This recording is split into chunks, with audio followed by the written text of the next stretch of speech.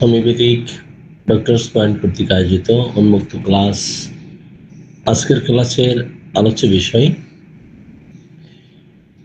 Study of comparative study of important polycrest remedies part 19। এ বিষয়ে আলোচনা করার জন্য যে আল্লাহ রাব্বুল আলামিন আমাকে আপনাদের সাথে যুক্ত হওয়ার তৌফিক দান করেছেন, সেই মহান রাজা রাজাধিরাজ মহান আল্লাহ রাব্বুল আলামিনের নিকট শুকরিয়া আদায় করি। সকলে মিলে আলহামদুলিল্লাহ। এবং সাথে সাথে স্মরণ করি মানবতার মুক্তির দিশারি হযরত মুহাম্মদ সাল্লাল্লাহু আলাইহি সাল্লামকে, এবং আরো স্মরণ করি মুতাসিমুল হানিমানকে। এবং আজ হোমিওপ্যাথি ডক্টরস পয়েন্ট গ্রুপে উন্মুক্ত ক্লাসে, গুড মর্নিং ক্লাসে যারা যুক্ত হয়েছেন সকলকেই সকালের শুভেচ্ছা জানাই এবং হৃদয়ের গভীর থেকে সালাম জানাই। আসসালামু আলাইকুম ওয়া রাহমাতুল্লাহ।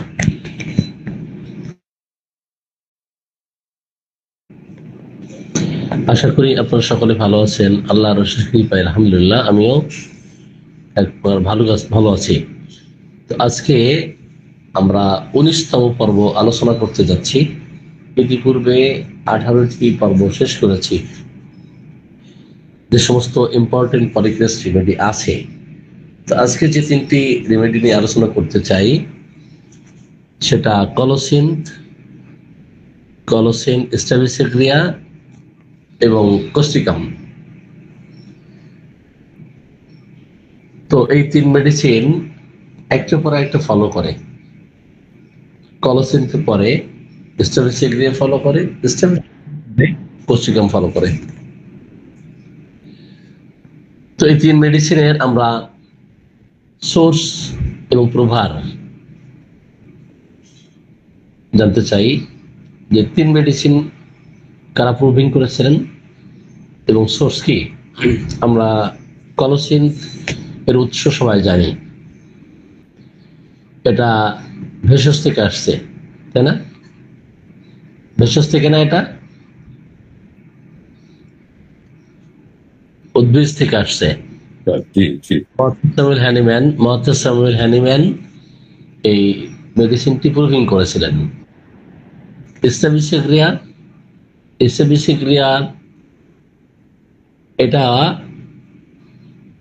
এটা সোর্স কি কে বলতে পারবেন? এটাও কিন্তু প্লান্ট কিংডম থেকে আসছে। এটাও স্যামুয়েল হ্যানিম্যান প্রুভিং করেছেন। কোস্টিকাম এটা কেমিক্যাল প্রিপারেশন, কস্টিকাপ্লাইম। এটা কি কস্টিকাপ্লাইম থেকে এটা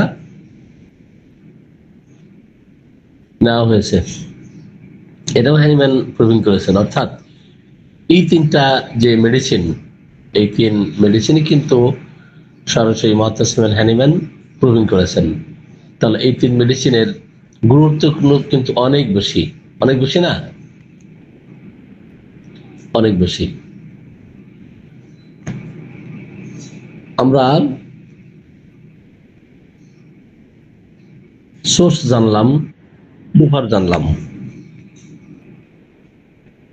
এখন এই 3 মেডিসিনের কনস্টিটিউশন জানার চেষ্টা করব। কলোসিন, স্ট্যাবিসেগ্রিয়া এবং কোস্টিকাম আমরা কি জেনেছি? সোর্স, প্রভার। এখন কনস্টিটিউশন জানার চেষ্টা করব। কলোসিন, স্ট্যাবিসেগ্রিয়া এবং কোস্টিকামের কনস্টিটিউশন কি, এদের বডি বিল্ড কেমন থাকবে, এদের কমপ্লেকশন কেমন থাকবে, এদের শারীরিক এবং মানসিক সহ্য ক্ষমতা কেমন থাকবে, এদের ফেস কেমন থাকবে, এদের হেয়ার কেমন থাকবে, এদের মাসল গুলো কেমন থাকবে, এদের টেম্পারামেন্ট কেমন থাকবে। তো এগুলো আমরা অ্যালফাবেটিক্যালি আলোচনা করার চেষ্টা করবো ইনশাআল্লাহ।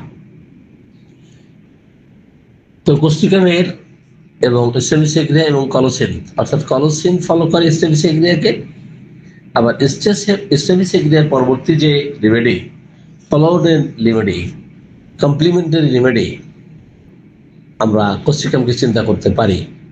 অনেক কোস্টিকাম এটা গভীর গ্যাস্ট্রিক মেডিসিন হওয়ার কারণে আমরা কিন্তু প্রথমেই ভেষজের কথা চিন্তা করি।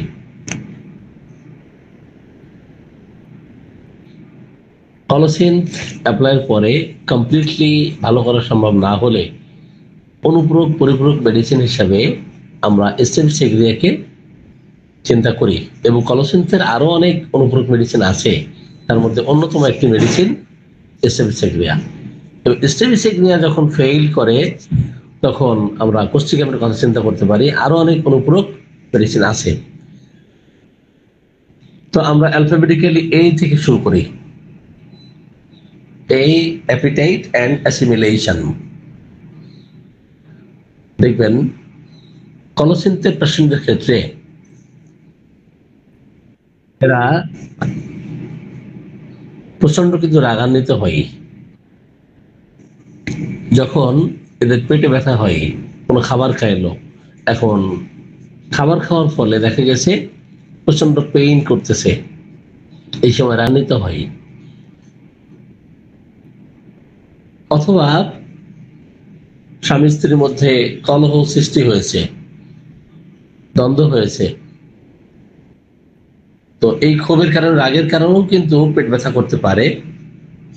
এই ক্ষেত্রে আমরা কলোসিনের কথাও চিন্তা করতে পারি।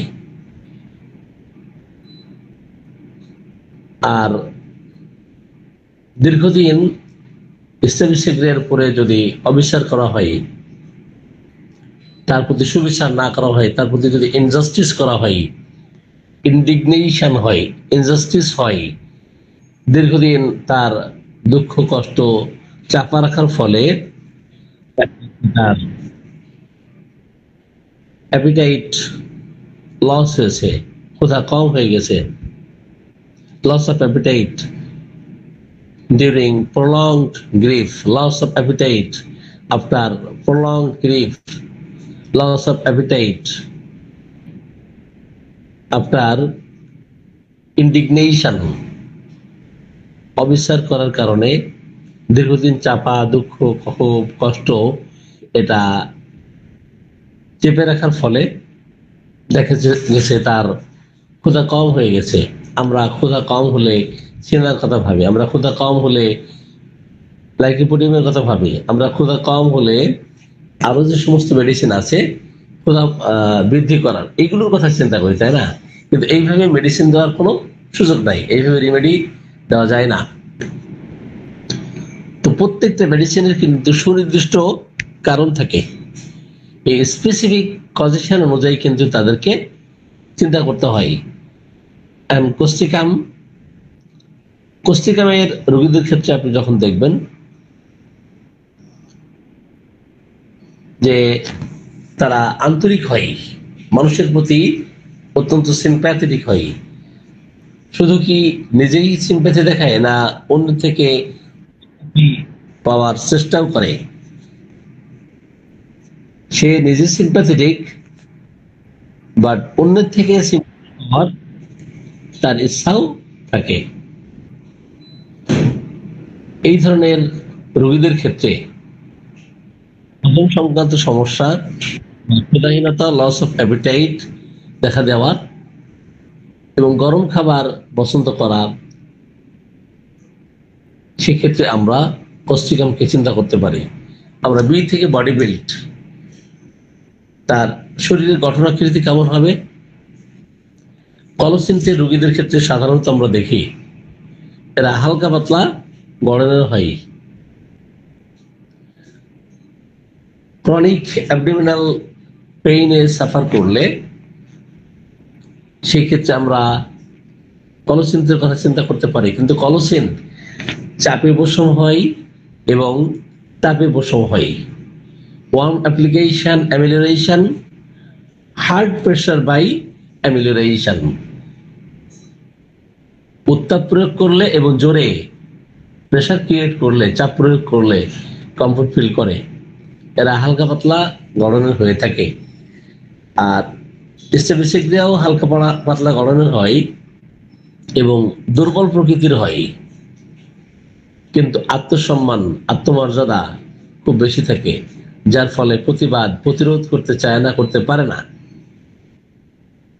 সে যখন রাগান্বিত হয় দেখবেন শরীর কাঁপতেছে, এক্সটার্নালি আর ইন্টারনালি ট্রেম্বলিং হতে থাকে। রাগান্বিত হয়ে যাওয়ার পরে দেখা যায় যে বাহ্যিকভাবে এবং আভ্যন্তরীণ একটা কম্পন সৃষ্টি হয়। সেই ক্ষেত্রে আমরা ইসলামিক সিগারেটের কথা চিন্তা করতে পারি। কস্তিকা এরা লম্বা হয় এবং স্ট্রুট শোল্ডার হয়, সালফারের মতো লম্বা হয় এবং কুলকুচু টাইপের হয়। সেই ক্ষেত্রে আমরা কস্তিকামের কথা চিন্তা করতে পারি। আমরা সি অ্যালফাবেটিক্যালি চিন্তা করলে কমপ্লেকশন, সি থেকে কমপ্লেকশন, তার চেহারা, তার অ্যাপিয়ারেন্স কেমন। যখন অসুস্থ থাকে কলসিন, দেখবেন তার চেহারা ফ্যাকাশে হয়ে যায়, বিবর্ণ হয়ে যায়, পেইল কমপ্লেকশন ডিউরিং পেইন। সেই ক্ষেত্রে আমরা কলসিনের কথা ভাবতে পারি। ইসলামিক সেগ্রিয়ার রোগীদের ক্ষেত্রে এদের স্কিন অত্যন্ত সুন্দর থাকে অথবা ফ্যাকাশে প্রকৃতির হয়ে থাকে চেহারাটা। আর কোষ্ঠিকামের রোগীদের ক্ষেত্রে মোমের মতো, কিছু পেশেন্টদের ক্ষেত্রে আমরা দেখবো যে মোমের মতো চেহারা, ওয়াক্সি কমপ্লেকশন অথবা পেইল কমপ্লেকশন অথবা ইয়োলিস কমপ্লেকশন। এদের এক্সপ্রেশন কিন্তু খুব সিরিয়াস হয়, এরা প্রতিবাদী হয়, ডিসপোজিশন টু কন্ট্রাডিক্ট। আরেকটা রেপার্টরি থেকে পাবেন, প্রতিবাদ করার যে স্বভাব, ডিসপোজিশন টু কন্ট্রাডিক্ট, প্রতিকূল আচরণ করা, প্রতিবাদ করার যে স্বভাব, এটা থাকে। আরেকটা পাবেন রেবেলিয়াস। রেবেলিয়াস মিন্স বিদ্রোহী। তো বিদ্রোহী এর অধীনে হোমিওপ্যাথিতে যে রেমেডিগুলো আছে, পুস্তিকাম সম্ভবত ফার্স্ট গ্রেড রেমেডি হিসেবে দেখবেন। আমরা ডি থেকে আমরা কনস্টিটিউশনে আলোচনা করতেছি, কলসিন, স্টেবিসেগ্রিয়া এবং কোস্টিকাম। ডি থেকে ডিসপোজিশন, তার স্বভাব কেমন থাকবে। কলসিন খিটখিটে স্বভাবের হয়, irritable and excitable, violent temperament, দেখবেন প্রচন্ড মেজাজের হয়, খিটখিটে স্বভাবের হয়। যখন সে রেগে যায় একেবারে প্রচন্ডতা, হিংস্র টাইপের হয়ে যায়। সেই ক্ষেত্রে আমরা কলসিনের কথা চিন্তা করতে পারি। যখন এই রাগের ফলে পেট ব্যথা হয়, আমরা অনেক সময় ক্যামোমিলা করি, কিন্তু ক্যামোমিলা ছাড়াও কিন্তু খিটখিটে স্বভাবের হওয়ার কারণে, রেগে যাওয়ার ফলে তার পেটে ব্যথা বেদনা শুরু হয়ে গেলে এই ক্ষেত্রে কলসিন তো কিন্তু খুব চমৎকার কাজ করবে। ক্যামোমিলা গালিগালাজ করে অশ্রাব্য ভাষায়, অশালীন ভাষায়, আর কলসিন তার রাগের প্রচন্ডতা দেখায়, বাট হয়তো ক্যামোমিলার মতো এত গালিগালাজ করে না। এর ফলে তার হয়তো পেট ব্যথা শুরু হয়ে গেলে এমন অবস্থায় আমরা কলসিন চিন্তা করতে পারি, কিন্তু চাপে উপশম হবে এবং উত্তাপে উপশম হবে। আর স্টেবিসেগ্রিয়া প্রথম পর্যায়ে দেখবেন এরা প্রতিবাদ করে না, প্রতিরোধ করে না। যদি এদেরকে অপমান করা হয়, এদেরকে অপদস্থ করা হয় স্টেবিসেগ্রিয়াকে, তো সহজেই এরা ক্ষুব্ধ হয়। এরা প্রথমে প্রতিবাদ করবে না, সহজেই ক্ষুব্ধ হবে, সহজেই মনে কষ্ট পাবে, এবং এই কষ্ট নিয়ে, এই মনে যন্ত্রণা নিয়ে, দুঃখ নিয়ে দেখবেন এটা নিয়ে ভাবতেছে। টেন্ডেন্সি ডয়েলস অন ইনসাল্ট, তাকে যে অপমান করা হয়েছে, অপদস্থ করা হয়েছে, এখন এটা নিয়ে চিন্তা করতেছে, এটার মধ্যেই সে বাস করতেছে যে আমার ভাই এভাবে আমাকে বললো, অপমান অপদস্থ করলো মানুষের সামনে, অথচ প্রতিবাদ করতেছে না।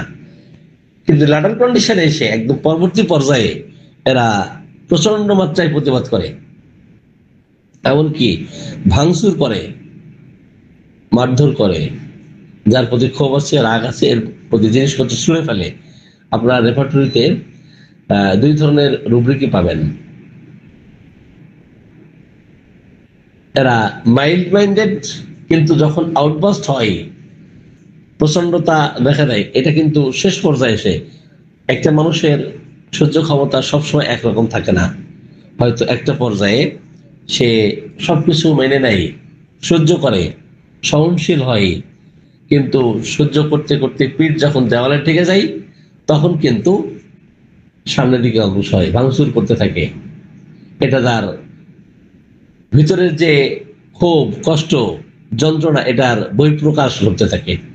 আমাদের সমাজের অসংখ্য মানুষ পাবেন যে শ্বশুর বাড়ি গিয়ে শ্বশুর কর্তৃক, শাশুড়ি কর্তৃক, স্বামী কর্তৃক, ননদ কর্তৃক, দেবর কর্তৃক নির্যাতিত, নিষ্পেষিত হয়।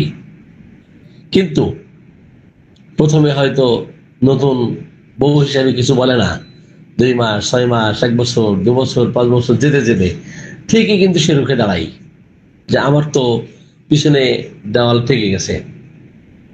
আমরা কি বাস্তবিক অবস্থা আমরা দেখতে পাই না? আমি কিন্তু একেবারে প্র্যাকটিক্যাল ডিসকাশন করতেছি। এই ধরনের অবস্থা সমাজের যে চিত্র, এটা ঘটে থাকে না? ঘটে এটা? তো কিন্তু আর আমরা মনে করি যে এরা হয়তো কোস্টিকামের হয়ে গেছে। হ্যাঁ, কোস্টিকামের সাথে ইসলামিক ক্রিয়ার খুব চমৎকার মিল আছে। যখন এই ধরনের আচরণ করে, আমরা ইসলামিক ক্রিয়া দিয়ে কমপ্লিটলি তার এই উগ্রতা, প্রচন্ডতা কমাতে না পারলে, এ সময় কোস্টিকাম দিলে, ইসলামিক ক্রিয়ার কমপ্লিমেন্টারি মেডিসিন কোস্টিকাম দিলে খুব চমৎকার ফলাফল পাই। আমি একটা এক্সাম্পল দিই। আমার একজন পেশেন্ট, তো এটা রেফারেন্সে উনি আসছেন, ডাক্তার মাসুমা। তো ওনার রিলেটিভ, তো তার সমস্যা কি, এখন প্রচন্ড রাগ দেখাই, স্বামীর দিকে জিনিসপত্র ছুঁড়ে ফেলে। তো এখন মানসিক পেশেন্ট হয়ে গেছে, এমন অবস্থা। তো মানসিক অনেক ডক্টর দেখানো হয়েছে, কিন্তু ভালো হচ্ছে না। আমি বললাম এটা হোমিওপ্যাথিতে ভালো হবে, একটু সময় দিতে হবে। তো মূল হিস্ট্রিটা বললে আপনারা বুঝতে পারবেন। পারিবারিক ভাবে দেখবেন যে যদি 10 জন সদস্য থাকে, হয়তো কেউ রাজনৈতিক ভাবে বিএনপি করবে, কেউ আওয়ামী লীগ করবে, কেউ জামাত ইসলামী করবে, তো এটাই স্বাভাবিক। কিন্তু এই মেয়েটা ছাত্রী সংস্থার ছিল এবং চাচা ছিল আওয়ামী লীগ, চাচা কি ছিল আওয়ামী লীগের। এখন এই মেয়েটার বাপ জামাত ইসলামী করে এবং জামাত ইসলামী রোকন। কিন্তু যে চাচা আওয়ামী লীগ করেন, যেহেতু দীর্ঘদিন আওয়ামী লীগ ক্ষমতায় ছিল, তো সেখানে ভাইকে নিষেধ করে যে তুমি জামাত ইসলামী করো না, এখান থেকে ফিরে আসো। তো যখন কোনোভাবেই তাকে ওই দল থেকে ফেরানো সম্ভব হয় নাই, তখন মেয়ের নামে অপবাদ দেওয়া শুরু করছে, মেয়ের নামে মিথ্যা অপবাদ রটানো শুরু করছে। তো তখন এই মিথ্যা অপবাদ রটানোর কারণে সে ঘর থেকে বাহিরে বের হতে পারে না, মান সম্মান একেবারে ধুলায় মিশে গেছে। তো মেয়েটা ইউনিভার্সিটিতে পড়তো, কুষ্টিয়া ইউনিভার্সিটিতে। এখন সে ভার্সিটিতে যেতে পারে না, সমাজের সামনে মানুষের সামনে মুখ দেখাতে পারে না, নিজের আপন চাচা এইভাবে কিভাবে মিথ্যা অপবাদ রটাই। যাই হোক, তো প্রথমে সে প্রতিবাদ করে না। এখন আস্তে আস্তে কোনো মানুষ যখন দেখবেন যে সমাজের মানুষের সাথে মিশতে পারে না, কথা বলতে পারে না, মান সম্মান চলে যাচ্ছে, তো ঘরের মধ্যেই কি একটা মানুষ এইভাবে বসবাস করতে পারে? পারে না। একটা পর্যায়ে সে মানসিক রোগী হয়ে গেল, বিষণ্ণ বিমর্ষ অবস্থায় থাকে, তার ঘুম নাই, খাওয়া নাই। তো একটা পর্যায়ে সিদ্ধান্ত নিল তার বাবা মা যে হয়তো বিয়ে শাদী দিলে ভালো হয়ে যাবে। কিন্তু দেখা গেছে বিয়ে শাদী দেওয়ার পরে শ্বশুর বাড়ি থেকে শাশুড়ি কর্তৃক আরো ব্যাপক নির্যাতন, মানসিক টর্চার, মেন্টাল টর্চার। বাপের বাড়িতে একরকম ছিল, শ্বশুর বাড়ি গিয়ে আর একটা পর্যায়ে। তো এখানে জেলখানা, কিন্তু শ্বশুর বাড়িতে আর এক জেলখানা। এখন এই সমস্ত মানসিক নির্যাতন নীরবে উনি সরে যাচ্ছেন। বেশ কিছুদিন পরে দেখা গেছে তার যে ক্ষোভ, এটা বহিঃপ্রকাশ হচ্ছে। এখন বড় ভাই অর্থাৎ এই শাশুড়ির বড় ছেলে আর এর দুই ভাই, এই মেয়েটার সাথে যার বিয়ে হয়েছিল সে হলো ছোট, আর বড় ভাই ইনকাম করে, অনেক টাকা পয়সা ইনকাম করে, রোজগার করে। আর এ বেকার ছিল, ছেলেটা বেকার থাকার কারণে একে যাচ্ছে তাইকে বলতো, এবং সে মাকেও কিছু বলতে পারে না, ভাইকেও কিছু বলতে পারে না। এই ক্ষোভটা মেয়ের, যে তুমি আমাকে এইভাবে তোমার মা মানে মানসিক টর্চার করতেছে, তুমি কেন প্রতিবাদ করো না। একটা পর্যায়ে 2-6 মাস 1 বছর পরে গিয়ে তো তার দিকে জিনিসপত্র ছুঁড়ে ফেলা, তার প্রতি রাগ দেখানো, এগুলো দেখা দিয়েছে। এরপরে উনি আমার কাছে নিয়ে আসলেন ওই ডাক্তারের রেফারেন্সে। নেওয়ার পর আমি এটাকে ইসলামিক সেক্টরে অ্যাপ্লাই করলাম। ইসলামিক সেক্টরে অ্যাপ্লাই করাতে আমি বললাম, প্রথমে কিছু কষ্ট হয়তো বাড়তে পারে, মেডিসিনাল অ্যাগ্রাভেশন হতে পারে, এরপরে আস্তে আস্তে স্বাভাবিক হয়ে যাবে। তো প্রথমে মেডিসিনাল অ্যাগ্রাভেশন ঘটলো, 4-5 দিন বা 1 সপ্তাহ পরেই স্বাভাবিক অবস্থা আসলো। 1বার থেকে 2বার আসছিলেন উনি। তো ঘুম, অন্যান্য শারীরিক মানসিক অবস্থা বেশ ভালো ছিল। এই সমস্ত মানসিক পেশেন্টদের ক্ষেত্রে 6 মাস 1 বছর চিকিৎসা নেওয়ার প্রয়োজন হয়, কারো ক্ষেত্রে 2-3 মাসের মধ্যেও এটা চিকিৎসা করানো সম্ভব। তো উনি করার পরে আর কন্টিনিউ করেন নাই, প্রথমে বেশ ভালো ছিলেন। তো এই ধরনের কেস পাইলে আমরা অবশ্যই ইসলামিক সেক্টরিয়াকে চিন্তা করব। এরা প্রথমেই দেখবেন যে এটার প্রতিবাদ করতেছে না, সহজেই ক্ষুব্ধ হচ্ছে, এবং তার যে এই অপমান, অপদস্থ হওয়ার যে বিষয়গুলো বারবার তার মনের মধ্যে আসে, কিন্তু প্রতিবাদ প্রতিরোধ করে না। কিন্তু একদম শেষ পর্যায়ে এসে তখন জিনিসপত্র দেখবেন ছুঁড়ে ফেলতেছে, ভাঙতেছে। এমন অবস্থায় আমরা ইসলামিক সেক্টরিয়াকে চিন্তা করব। এবং এই মেডিসিন দিয়ে যখন তাকে কমপ্লিটলি কিউর করা সম্ভব হবে না, অবশ্যই আমরা কোস্টিকামকে চিন্তা করব। অর্থাৎ যখন আরো বেশি সে প্রতিবাদী হয়ে যাবে, রেবেলিয়াস মাইন্ডেড হবে, যে কোনো অন্যায় হতে দেখলে কেউ প্রতিবাদ না করলে একমাত্র ব্যক্তি হিসেবে কোস্টিকাম সে প্রতিবাদ করবেই। তাহলে এমন অবস্থা আমরা কোস্টিকামকে চিন্তা করব। আমরা কনস্টিটিউশন নিয়ে অ্যালফাবেটিক্যালি ডি পর্যন্ত এসেছি। এখন ই থেকে এন্ডিউরেন্স, তার সহনশীলতা, সহ্য ক্ষমতা, ফিজিক্যালি মেন্টালি কেমন থাকে। দেখবেন রাগান্বিত হয়ে যাওয়ার পরে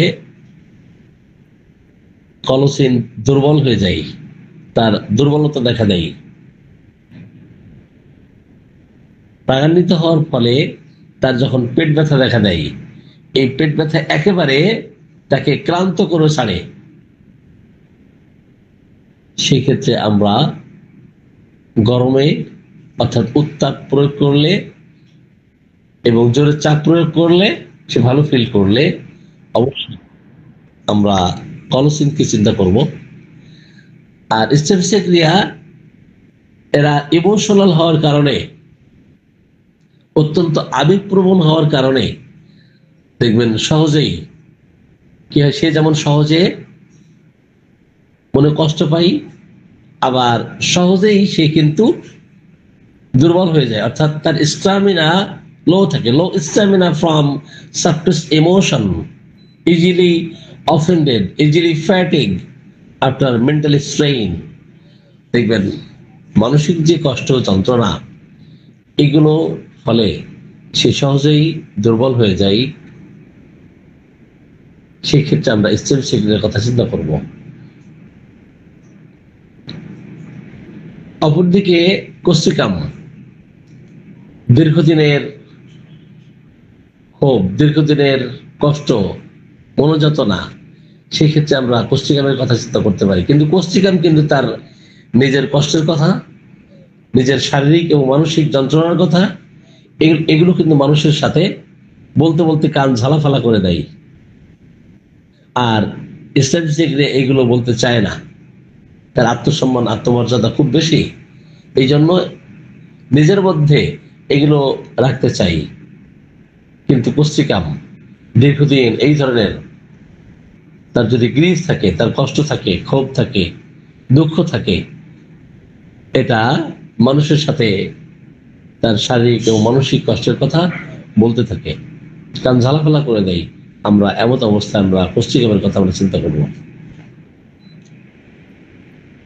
আমরা এফ থেকে ই শেষ করে আমরা যদি এফ থেকে ফেস, এর থেকে ফেস, তো যখন রাগান্বিত হয়, তো রাগান্বিত অবস্থায় তার মুখমণ্ডলটা একেবারে রক্তিম অবস্থা দেখা দেওয়া। আর স্টেমিসেগ্রিয়া তার মনোকষ্টের কারণে তার যে এক্সপ্রেশন দেখবেন যে বিষণ্ণ বিমর্ষ হয়ে আছে, এটা আমরা দেখি। আর কোষ্ঠীকামের রোগীদের মধ্যে প্রতিবাদের যে স্বভাব, তার যে বিদ্রোহ করার যে স্বভাব, এটার এক্সপ্রেশন আমরা দেখতে পারি কোষ্ঠীকামের মধ্যে। আমরা এইসে যদি যাই, হেয়ার, কলসিন্থের হেয়ার কেমন থাকবে, চুল কেমন থাকবে? কলসিন্থের চুল মোটা থাকবে, আর স্টেমিসেগ্রিয়ার চুল সিল্কি টাইপের থাকবে, সুন্দর সূক্ষ্ম এবং সিল্কি টাইপের। টেবারকুলিনামের কথা গতদিন আমরা আলোচনা করেছি, সিল্কি টাইপের হবে। আর কোষ্ঠীকাম যেহেতু এরা প্রতিবাদী, এদের চুলটাও কিন্তু মোটা থাকে।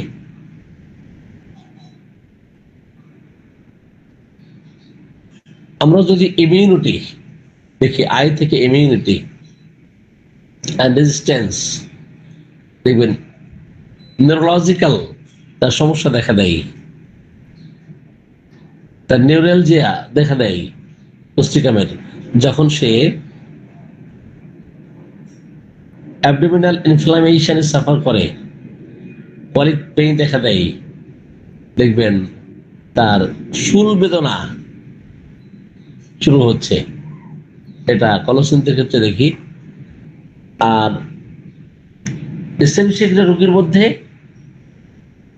দেখবেন কি অপমান অপদস্থ করছে, তার মাথা ব্যথা শুরু হয়ে গেছে। কেন? সে যেহেতু প্রতিবাদ করে নাই। কারণ কোনো মানুষ প্রতিবাদ করলে বা কথার উত্তর দিলে সে কিন্তু অসুস্থ কম হয়। আর যখন কেউ নীরবে এটা সহ্য করে, দেখবেন তার ইমোশনাল ট্রমা, ইমোশনাল শক এর ফলে তার মাথা ব্যথা দেখা দিচ্ছে, সে নার্ভাস হয়ে যাচ্ছে। এবং দীর্ঘদিন ধরে এই ইমোশনাল ট্রমার কারণে, বিশেষ করে মহিলাদের ক্ষেত্রে আমরা যদি দেখি, কারণ মহিলারা বিশেষ করে ইমোশনাল ট্রমাতে সাফার করে, এই ক্ষেত্রে তাদের সিস্টাইটিস হওয়ার একটা প্রবণতা থাকে, tendency two cystitis, prone two cystitis.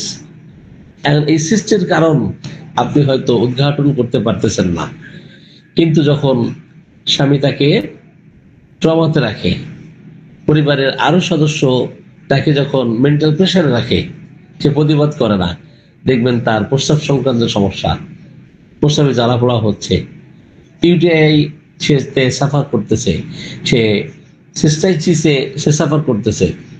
আমরা সিস্টের জন্য মেডিসিন খুঁজি, কিন্তু কজেশন খুঁজে না।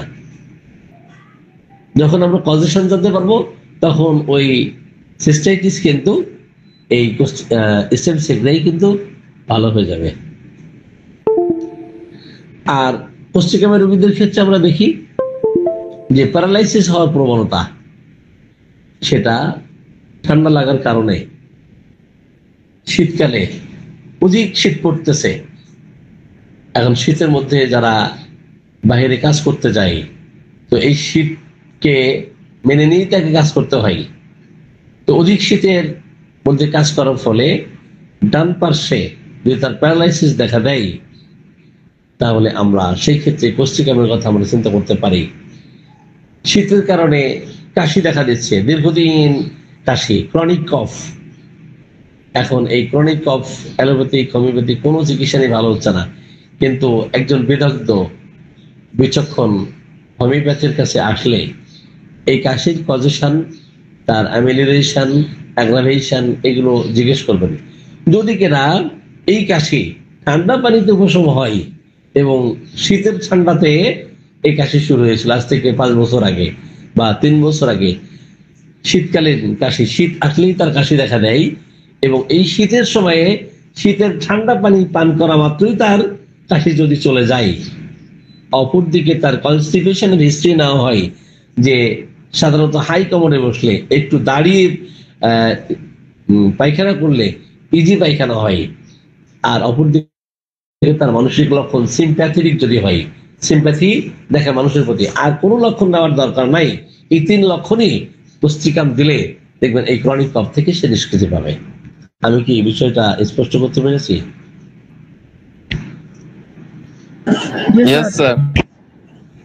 পুষ্টিকামের ক্ষেত্রে দীর্ঘদিনের কাশি যদি তার থাকে, ক্রনিক কফে সাফার করতেছে, আজ থেকে হয়তো 5 বছর আগে থেকে এই কাশি শুরু হয়েছে, যদি কিনা দেখেন এটা শীতকালে উৎপত্তি হয়েছে, আর কোন সিজনে হয়েছে এটা ইম্পর্টেন্ট, কিন্তু কোন সিজনে হয়েছে এটা ইম্পর্টেন্ট।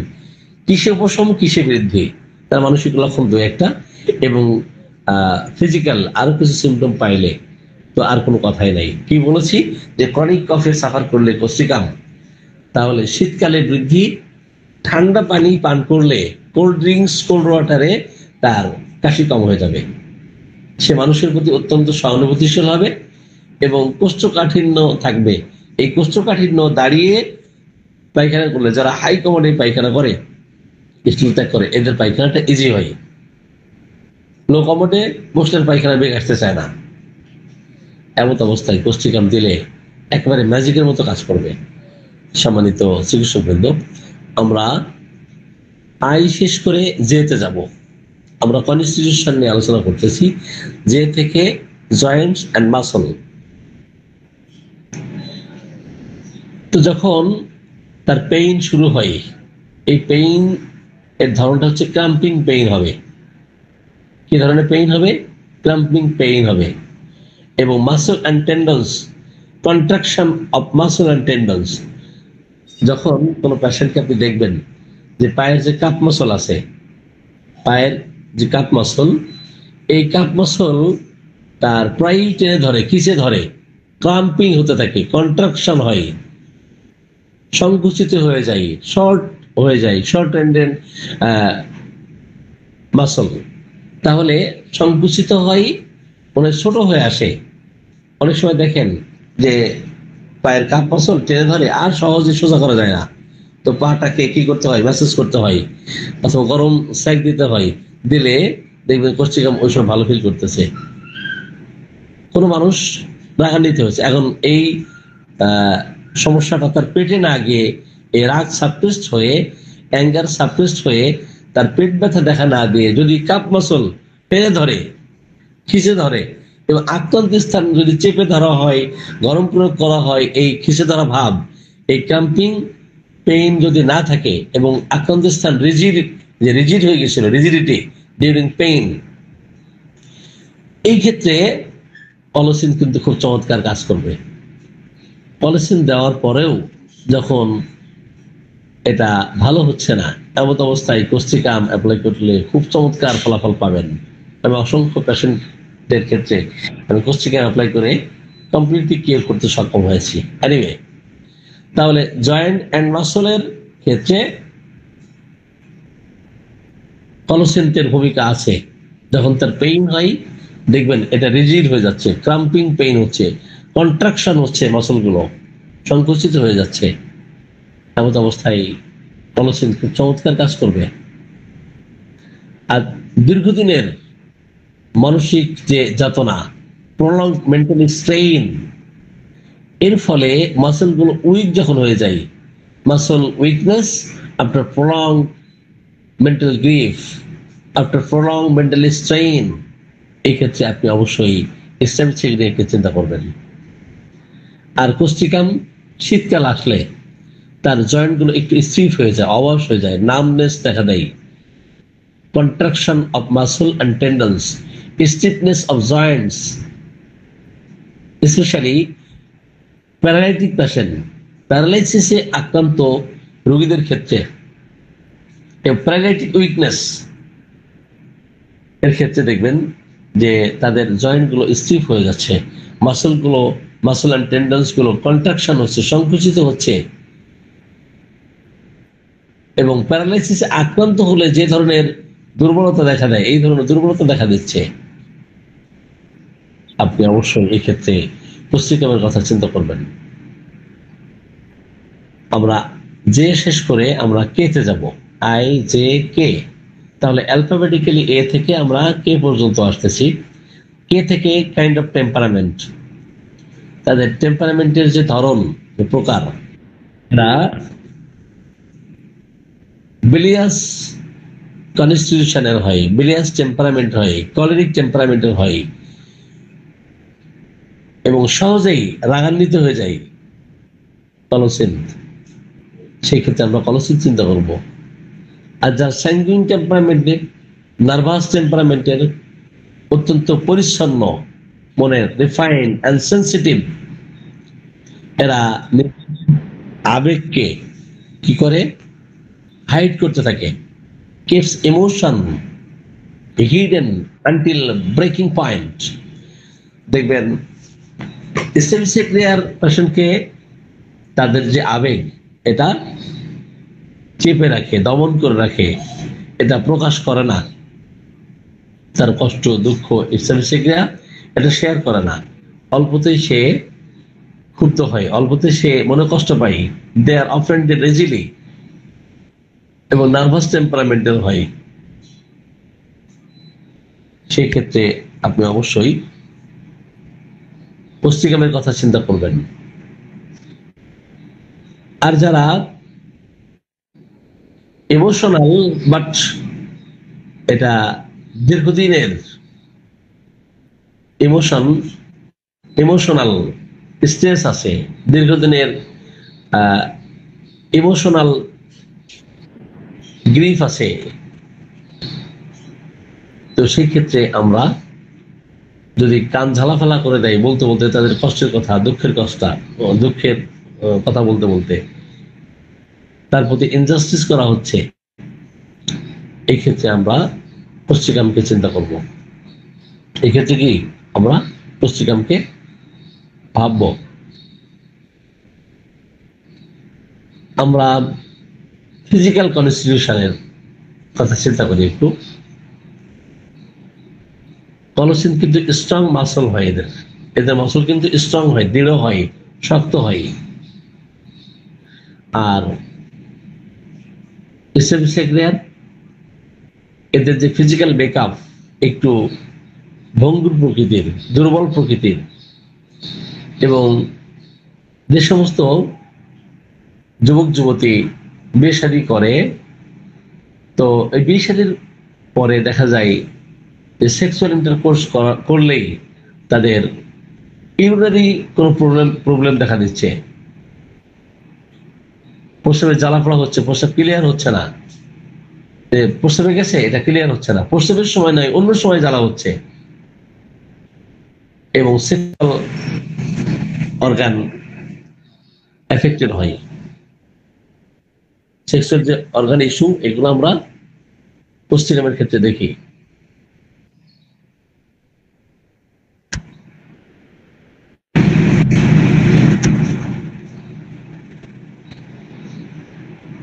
আর স্টেমিসেক্রিয়া এদের শরীর দুর্বল হলেও পেশিতন্তু অত্যন্ত শক্ত থাকে।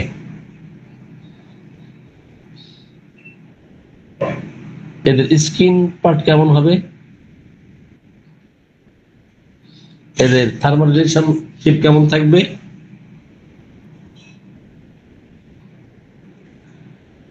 কলসিন শীতকাতর হয়, স্ট্যাটিস্টিকদের শীতকাতর হয়, পুষ্টিকর শীতকাতর হয়।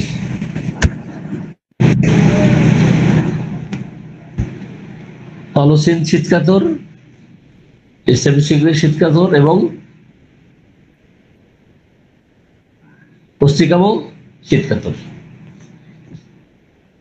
এখন তিনটা মেডিসিনই কিন্তু শীতকাতর। উপশম হয়, দেখবেন গরম কিছু প্রয়োগ করলে, চাপ প্রয়োগ করলে কলসিন তেল। স্ট্যাটিস্টিকও শীতকাতর, সেও গরম চাই, কিন্তু কাশির ক্ষেত্রে দেখবেন পুষ্টিকাম ঠান্ডা চাই, ঠান্ডা পানি পান করলে সে ভালো ফিল করে। তাদের ইউরিনারি যে সিমটম আমরা কি পাই, তার পুষ্টিকামের ব্লাডার প্যারালাইসিস হয়ে যায়, ইনভলেন্টারি ইউরিনেশন দেখা দেয়, অসাড়ে প্রস্রাব ত্যাগ হয় যখন কাশি দেয়, হাসি দেয়, হাসতে থাকে, জোরে হাঁটতে থাকে, তখন দেখবেন অসাড়েই প্রস্রাব হয়ে যাচ্ছে। Urinary involuntary urination when coughing, when sneezing, when laughing, when rapidly walking, দেখবেন দ্রুত হাঁটলে তার অসাড়ে প্রস্রাব হয়ে যাচ্ছে। কাশি দিলে, হাসি দিলে, হাসলে, জোরে হাসতে থাকলে এটা হয়। আমরা এমন অবস্থায় পুষ্টিকামের কথা আমরা চিন্তা করতে পারি। এখন মেন্টাল এন্ড ইমোশনাল সিমটম কি থাকবে? আমরা কি মেন্টাল এন্ড ইমোশনাল সিমটমের কথা বলেছি? বলি নাই। তাহলে মেন্টাল এন্ড ইমোশনাল সিমটম কি পাবো আমরা? জি, কেউ বলতে পারবেন?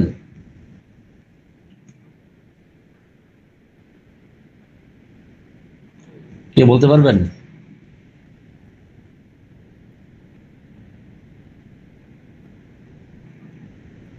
কি কেউ বলতে পারবেন?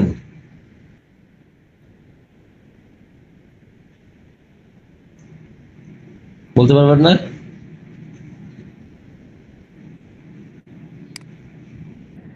একজনও বলতে পারবেন না?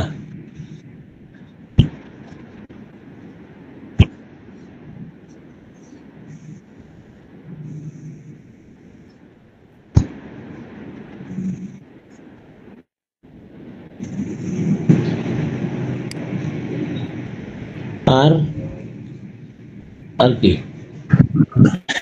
Sir,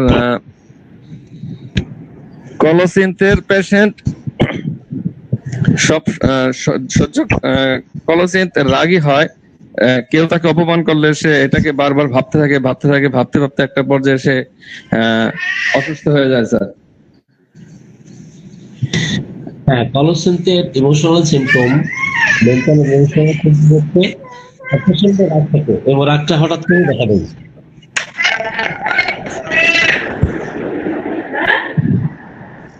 G, mental and emotional symptom যেটা থাকে কলসিন্থের, সেটা হঠাৎ করে সে ভায়োলেন্ট হয়ে যায়, ভায়োলেন্ট সাডেন, তার যে রাগ ক্ষোভ হঠাৎ করেই এটা দেখা দেয়। এই ক্ষেত্রে তার ফিজিক্যাল সিমটমও তৈরি হয়। আর ফিজিক্যাল সিমটম কি তৈরি হয়? পেট ব্যথা দেখা দিচ্ছে, অথবা তা রেগে যাওয়ার ফলে তার মাসল গুলো কি হচ্ছে, কন্ট্রাকশন হচ্ছে। এটা কিন্তু আমরা কলসিন্থের পেশেন্টদের ক্ষেত্রে দেখি। আর emotional, mental and emotional symptom স্ট্যাটিস্টিকের কেমন থাকে? যে কেউ তাকে অপমান অপদস্থ করেছে, ইনসাল্ট করেছে, এখন এই ইনসাল্ট করার পরে এই রাগটা কি করছে? চেপে রাখছে। সাপ্রেস অ্যাঙ্গার আফটার ইনসাল্ট, দেখবেন অপমান করার পরে এই রাগটাকে চেপে রাখলে এখন সে থরথর করে হয়তো কাঁপতে থাকে এবং এই বিষয়ে বারবার সে ভাবতে থাকে, চিন্তা করতে থাকে। এটা স্ট্যাটিস্টিকের মধ্যে পাই। আর কেউ যদি তাকে অপমান করার চেষ্টা করে, অপদস্থ করার চেষ্টা করে, সেই ক্ষেত্রে প্রতিবাদ, প্রতিরোধ করতে থাকে, সে রেবেলিয়াস মাইন্ডেড হয়ে যায়। ডিসপোজিশন টু কন্ট্রাডিক্ট, প্রতিবাদ করার যে স্বভাব, এটা আমরা পুষ্টিকামের ক্ষেত্রে দেখি। ইমোশনাল এবং মেন্টাল সিমটম কলসিন স্ট্যাটিস্টিকের পুষ্টিকামের ক্ষেত্রে আরো কিছু লক্ষণ পাই, যেমন রেস্টলেসনেস আমরা দেখি। যখন তার ব্যথা বেদনা হতে থাকে, সেভিয়ার পেইন হতে থাকে, restless anxiety from severe pain, দেখুন প্রচন্ড ব্যথার কারণে তার অস্থিরতা, তার দুশ্চিন্তা শুরু হয়ে যায়। সেক্ষেত্রে আমরা কলসিদ্ধের কথা চিন্তা করব।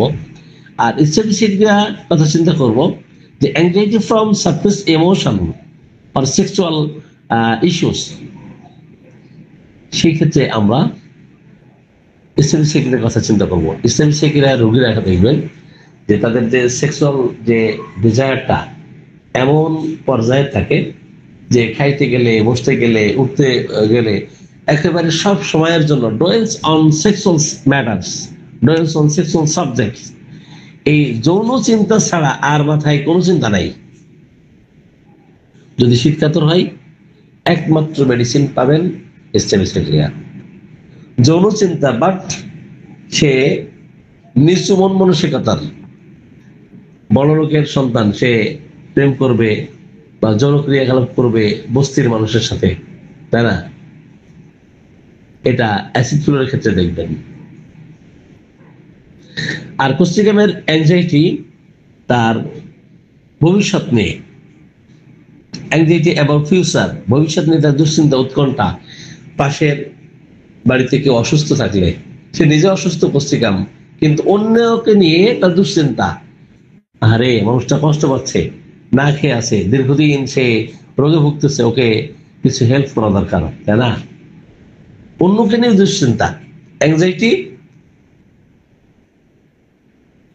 তাদেরকে নিয়ে, অন্যকে নিয়ে। সেই ক্ষেত্রে আপনি কোস্টিকামের কথা ভাবতে পারেন। যেমন আমরা ডিপ্রেশনের কথা যদি বলি, যখন তলসির ডিপ্রেশনে থাকে তখন সে খিটখিটে মেজাজের থাকে, দীর্ঘদিন ব্যথার কারণে তার ডিপ্রেশন এসে যায়, দীর্ঘদিন ব্যথা বেদনা এসে সাফার করতেছে, হতে পারে বাত ব্যথা, হতে পারে পেটের ব্যথা, দীর্ঘদিন চলতেছে, প্রলংড পেইন। এর ফলে ডিপ্রেশনে চলে গেলে আমরা তলসিলদের কথা ভাবতে পারি। আর রাগ চাপা পড়ার ফলে যদি ডিপ্রেশনে চলে যাই, সেই ক্ষেত্রে স্টেমিস্টেক্রিয়ার কথা ভাবতে পারি। আর কোস্টিকাম কোনো কিছুকে হারিয়ে ফেলা, বিশেষ করে তার সন্তান অথবা বাবা মা যে কেউ হারিয়ে ফেলছে, কাউকে হারিয়ে ফেলার ফলে তার মধ্যে বিমর্ষতা, বিষণ্ণতা দেখা দিচ্ছে এবং চোখ থেকে অঝরে পানি পড়তেছে। অল্পতেই দেখবেন কোস্টিকাম রোগীদের ক্ষেত্রে চোখ থেকে পানি আসতে থাকে এবং অসহায়ত্বের অনুভূতি ব্যক্ত করতেছে। যাকেই দেখতেছে তাকেই তার সামনেই কান্নাকাটি করতেছে। তার আবেগীয় কোনো কথাবার্তা বললেই, তার মায়ের কথা, বাবার কথা, ভাইয়ের কথা বললেই এমনিতে চোখে পানি চলে আসতেছে। এমন অবস্থা যদি পান তাহলে অবশ্যই এই ক্ষেত্রে কোস্টিকাম চমৎকার কাজ করবে। ইগনেশিয়া কাঁদতে পারে না, ন্যাট্রামিওরও কাঁদতে পারে না। দেখেন দীর্ঘদিনের মনোকষ্ট, মনোযন্ত্রণা এর কারণে অসুস্থ এইভাবে। এখন এই ক্ষেত্রে ইগনেশিয়া হতে পারে, এই ক্ষেত্রে স্টেমিস্টেক্রিয়া হতে পারে, এই ক্ষেত্রে কোস্টিকাম হতে পারে, এই ক্ষেত্রে অ্যাসিড ফস হতে পারে, এই ক্ষেত্রে ন্যাট্রামিওর হতে পারে। অনেক মেডিসিন আছে। এতগুলো মেডিসিনের মধ্যে থেকে প্রত্যেক মেডিসিনকে আপনি কিভাবে স্পেসিফাই করবেন সেটা কিন্তু আমাদের জানা দরকার। যখন টনসিল রোগীর ব্যথা বেদনা দেখা দেয়, সে কিন্তু তার সাথে কেউ কথা বলুক এটা চায় না, কথা বলুক তার সাথে কেউ চায় না, সে নিজেও কথা বলতে চায় না, অন্যরা তার সাথে সে কথা বলুক এটা সে পছন্দ করে না, এবং তখন বলে একাকী থাকতে চাই, wants to be left alone during pain, desire for solitude, নির্জন নিরিবিলি স্থান সে ডিজায়ার করে। আর যখন স্টেমিস্টেক্রিয়া অপমানিত হয় তখন মানুষকে এড়িয়ে চলার চেষ্টা করে, avoid people who insulted them, যাদের মানে যারা তাকে অপমান অপদস্থ করেছে, এদেরকে অ্যাভয়েড করে চলতে চাই। হয়তো সে প্রতিবাদ করতেছে না, প্রতিরোধ করতেছে না, এমন কিছু মানুষ পাবে দেখবেন সমাজের, যে কারোর সাথে মনোমালিন্য হলে, কেউ কাউকে ইনসাল্ট করলে, অপমান অপদস্থ করে কথাবার্তা বললে, সে হয়তো সেখানে প্রতিবাদ করতেছে না, কিন্তু এদের থেকে দূরে সরে যাই। কি এমন মানুষ হয় না আমরা সমাজের? পাই কিনা? এই ক্ষেত্রে আমরা ইসলাম সেগুলোর কথা চিন্তা করব। আর কেউ যদি তার প্রতি ইনজাস্টিস করতে থাকে এবং প্রতিরোধ করার মেন্টালিটি তৈরি হয়, রেবেলিয়াস মাইন্ডেড হয়ে যায়, বিদ্রোহী হয়ে যায়, তখন আমরা পশ্চিমকে চিন্তা করব। আমরা ইমোশনাল সিমটম, যেমন ফেয়ার, এটাও কিন্তু emotional symptom, mental and emotional symptom. যেমন ব্যথা বেদনার ভয়, এটা তলচিন্তের ক্ষেত্রে দেখি। কোনো কিছু হারিয়ে ফেলবে, নিয়ন্ত্রণ হারিয়ে ফেলবে, এটার ভয় স্টেমসেগ্রিয়ার ক্ষেত্রে দেখি। আর অন্ধকারের ভয়, কুকুরের ভয়, দুর্ঘটনার ভয়, দুর্ভাগ্যের ভয়, হ্যাঁ, অথবা কোনো কিছু ঘটে যাবে, ফেয়ার সামথিং উইল হ্যাপেন, এটা আমরা কোস্টিকামের ক্ষেত্রে দেখি। অলরেডি 1 ঘন্টা আলোচনা হয়ে গেছে, আমরা কি আলোচনা শেষের দিকে নিয়ে চলে আসি নাকি?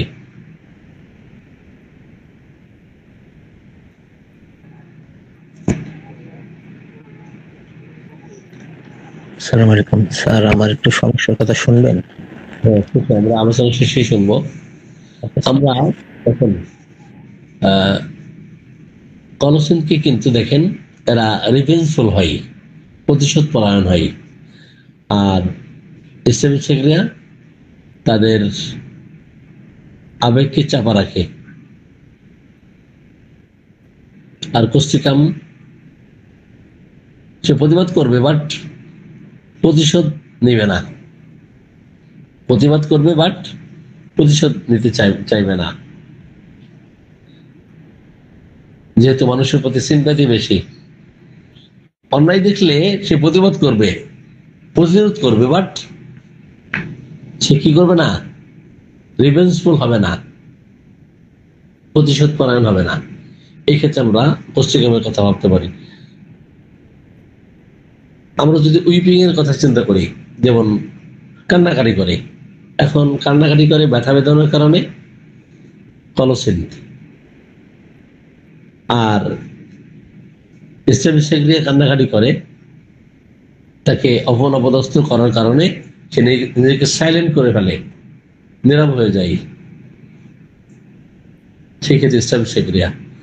আর মানুষের দুঃখ কষ্ট দেখে কান্নাকাটি করে, অথবা নিজে যখন অসুস্থ, weeping, telling of her sickness, অথবা অতীতের যে দুঃখ কষ্ট, এর কারণে কান্নাকাটি করে, অসুস্থ অবস্থায় কান্নাকাটি করে, যেমন পালসেটিলা, মেডোরিনাম, আপনি রেপার্টরিতে দেখবেন, weeping, telling of her sickness, অসুস্থতার কথা বলতে গিয়ে কেঁদে ফেলে। এটা আমরা কোস্টিকামের ক্ষেত্রে দেখি, পালসের ক্ষেত্রে দেখি, মেডোরিনামের ক্ষেত্রে দেখি। তো ঠিক আছে, আজকের আলোচনা আমরা এখানেই শেষ করতেছি। অলরেডি 1 ঘন্টা আলোচনা করেছি, আলোচনা দীর্ঘায়িত করতেছি না। তো সকলকে ধন্যবাদ জানাচ্ছি। তো ধন্যবাদ জানিয়ে আজকের ক্লাস এখানে সমাপ্তি ঘোষণা করছি। আসসালামু আলাইকুম রহমতুল্লাহ। আরো কোনো কোশ্চেন থাকলে প্রশ্ন করতে পারেন। জি ঝেনেদা, এ সপ্তাহে না, আমি গত সপ্তাহে গেছি। তো আজকে নারায়ণগঞ্জের ডেট আছে। তো বৃষ্টি যেভাবে শুরু হয়েছে, আমি বাইক নিয়ে যাওয়া তো অনেক কঠিন। পাশাপাশি নাকি কার পরে কি হবে? কলসিন্থের পরবর্তী মেডিসিন ফলোডাইল মেডিসিন স্টেমসেগ্রিয়া, আর স্টেমসেগ্রিয়ার পরবর্তী মেডিসিন ফলোডাইল মেডিসিন কোস্টিকাম। আচ্ছা, জি থ্যাংক ইউ। আর কেউ? আমার ব্যক্তিগত কথা বলবো স্যার, অসুস্থতা। ও মোহাম্মদ এনামুল ভাই, চাঁদপুর। মাদারীপুর স্যার। মাদারীপুর চাঁদপুর না মাদারীপুর, জি স্যার স্যার আমার 4 দিন ধরে, গত 4 দিন 5 দিন হবে এখন সময়, আমার আগে থেকে পেট একটু খারাপ খারাপ চলতেছিল। জি। তো আমি ওই দিনে একটা বিয়ের দাওয়াতে যাওয়া লাগছে, বাধ্য হয়ে আমি যাইতাম না। পরে খাসির 1 পিস, বোয়ালের 1 পিস, আর হলো ইলিশের 1 পিস জি। খেলাম। খাওয়ার পরে রাত 2টায় একবার পায়খানা করলাম, 3টায় একবার করলাম, পাতলা অনেক। 4টার দিকে দেখি স্যার আমার বিছনা নষ্ট হয়ে গেছে। জি। পরে আমি নিজের থেকে পালস খাইলাম স্যার, 3 খাইলাম, 4 খাইলাম, রেজাল্ট 0। পালসের পরে পালসেটা খেয়েছেন M23, কোন কোম্পানির মেডিসিন খেয়েছেন? হ্যাপকো স্যার, হ্যাপকো। হ্যাঁ, অরিজিনাল হ্যাপকো। তো হ্যাঁ বলেন, তারপরে? ভালো ওষুধ, খুব ভালো ওষুধ খেয়েছি স্যার। পরে রেজাল্ট একদম 0। পরে করলাম কি, আমি নিজের থেকে আবার খেলাম হলো প্রচন্ড পেটে ব্যথা, পরে খাইলাম হলো কি জানি বলতেছি স্যার, ওই যে এখন আমাদের আর একটা ওষুধ খেলাম, 3 খাইলাম, ওষুধটার নামটা বলতেছি আমি ভুলে গেছি এখন স্যার। খাওয়ার পরে তখনও রেজাল্ট 0। এখন পেটের কি অবস্থা? স্যার আর প্রচন্ড ব্যথা, অসম্ভব রকমের পেট ব্যথা, পায়খানা ক্লিয়ার হইতেছে না, হয় না। এই শোনেন, এই যে একটা লক্ষণ বলছেন, পায়খানা ক্লিয়ার হয় না, হচ্ছে না, এবং কতটুকু পরিমাণে হয়? অল্প পরিমাণে, অল্প একটু হয়, পাতলা, প্রচন্ড পানির মতো পাতলা, একটুখানি ফুস করে ওঠে। ও আচ্ছা আচ্ছা, হ্যাঁ। আর স্যার এইটা আমি খাইছিলাম, ওই যে কি ওষুধটা জানি বলেন তো স্যার, হাঁসের পায়খানার মতো কি হয়, লিলিয়াম পিগ। টেলিয়াম পিক। জি স্যার, টেলিয়াম পিক খাইছি। প্রোটনটিক, জি স্যার, প্রোটনটিক খাইছি আমি, সেটাও তো হেল্প করি, ভালো ওষুধ খাইছি। কিন্তু স্যার মনে হইলো রেজাল্ট 2-4% আর থাকতে পারে, বাট কোনো রেজাল্ট নাই, পেটে অসম্ভব রকমের ব্যথা। পরে আমি নিজের থেকে বেল খাইছি, পেট ব্যথা দেখি কম কিনা, বেলেরও না, রেজাল্ট নাই স্যার। পরে এখন আমি নাক্স খাইতেছি, আমি নিজে থেকেই খাইতেছি নাক্স। খাওয়ার পরে রেজাল্ট মনে হয় একটু থাকতে পারে, রাত ভর অনেকবারই গেছি, একটু একটু হয়, আর ব্যথাটা একটু কমছে এখন আগের থেকে। আমার মনে হয়েছিল যে বাচ্চা হয় মেয়েদের ওই রকম পরিমাণ ব্যথা, আমি চিৎকার দিয়ে কাঁদতাম ব্যথার সময়। নামাজগুলো বসে করছি। ব্যথার তীব্রতা কম এখন? জি স্যার, ব্যথার তীব্রতা কম? ব্যথা কিন্তু আজকে থেকে একটু কম স্যার। ওই যে পায়খানা একটু হয়েছে তো, মানে মন ধরে যদি পায়খানা করতে পারতাম, বাইটাই আসতো, পেটটা ক্লিয়ার হইতো, তাইলে আমার ভালো হয়ে যেত। হ্যাঁ, পায়খানার বেগ কতক্ষণ পর পর আসে আপনার? পায়খানার বেগ হয় না বললেই চলে, একটুখানি পেটটা একটু নাড়া দিলে আমি দ্রুত যাই, যাওয়ার থেকে আমি গিয়া ওই আবার যদি আমি আমাদের যে আগে লো কমোটে বসি তাহলে হয় না, হাই কমোটে বসলে একটুখানি হয়, একবারেই ধরেন অল্প একটুখানি হয়ে আর শেষ, আর হবে না। কিন্তু আবার বেগ লাগে কিনা? এইভাবে আবার বেগ সহসা আসে না, বেগ কম, খুবই কম। ওই যে পেটটা একটু নাড়া দিলে একটু এই বাম পায়ে ভর দেই, ডান পায়ে ভর দেই, এই কেইতে যাই, ওকাতে যাই, গেলে একটু নড়ে ওঠে, মনে হয় হবে, গিয়ে দ্রুত বসি। মনে হয় পায়খানা হবে, কিন্তু হতে চায় না।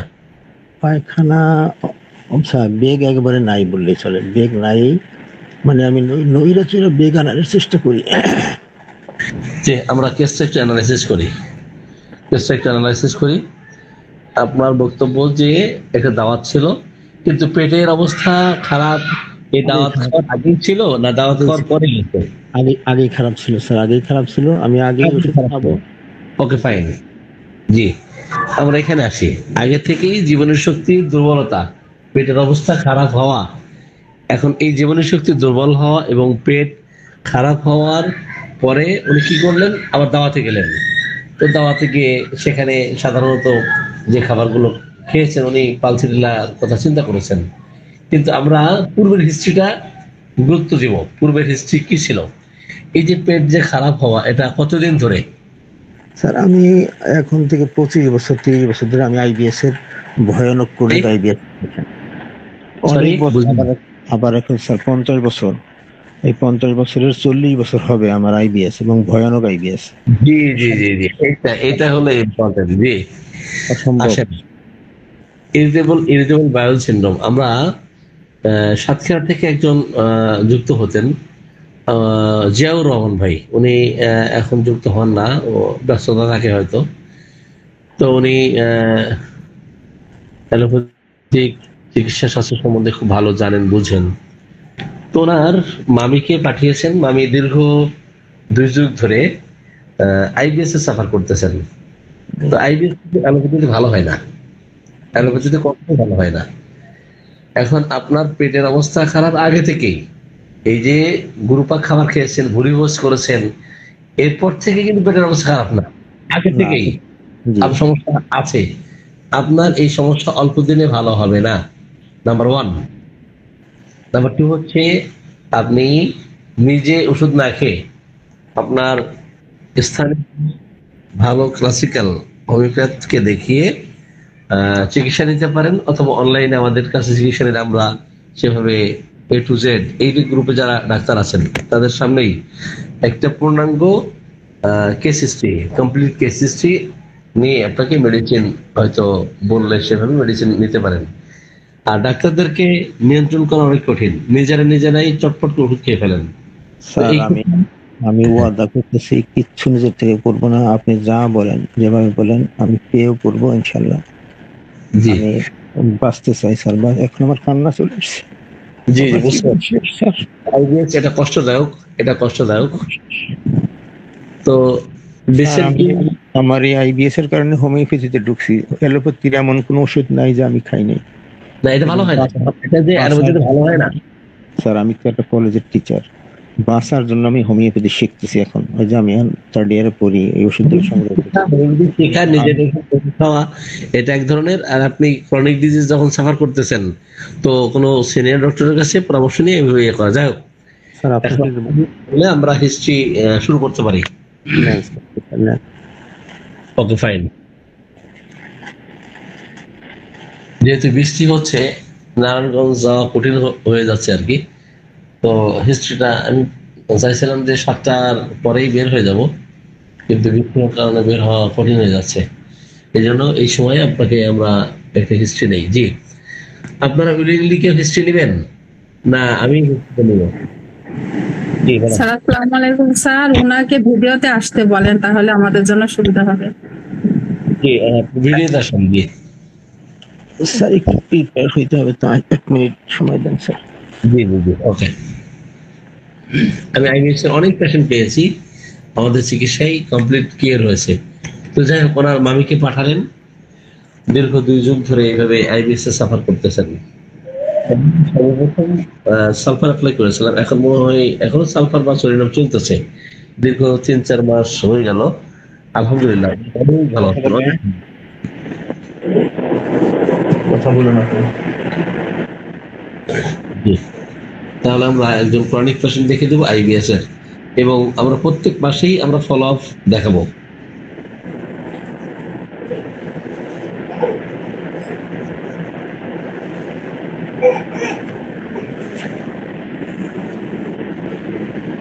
কি অবস্থা? জ্বর খুঁটছে স্যার? আসসালামু আলাইকুম স্যার। সালাম রহমতুল্লাহ। আচ্ছা, যশোর স্যার, থেকে মেডিসিনের নাম না বলাই ভালো স্যার।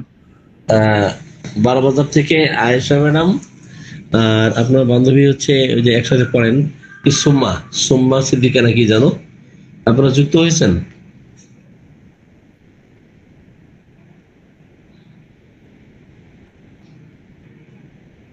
সুম্মা সিদ্দিকা আর আয়েশা ম্যাডাম, আপনারা দুজন যুক্ত হয়েছেন?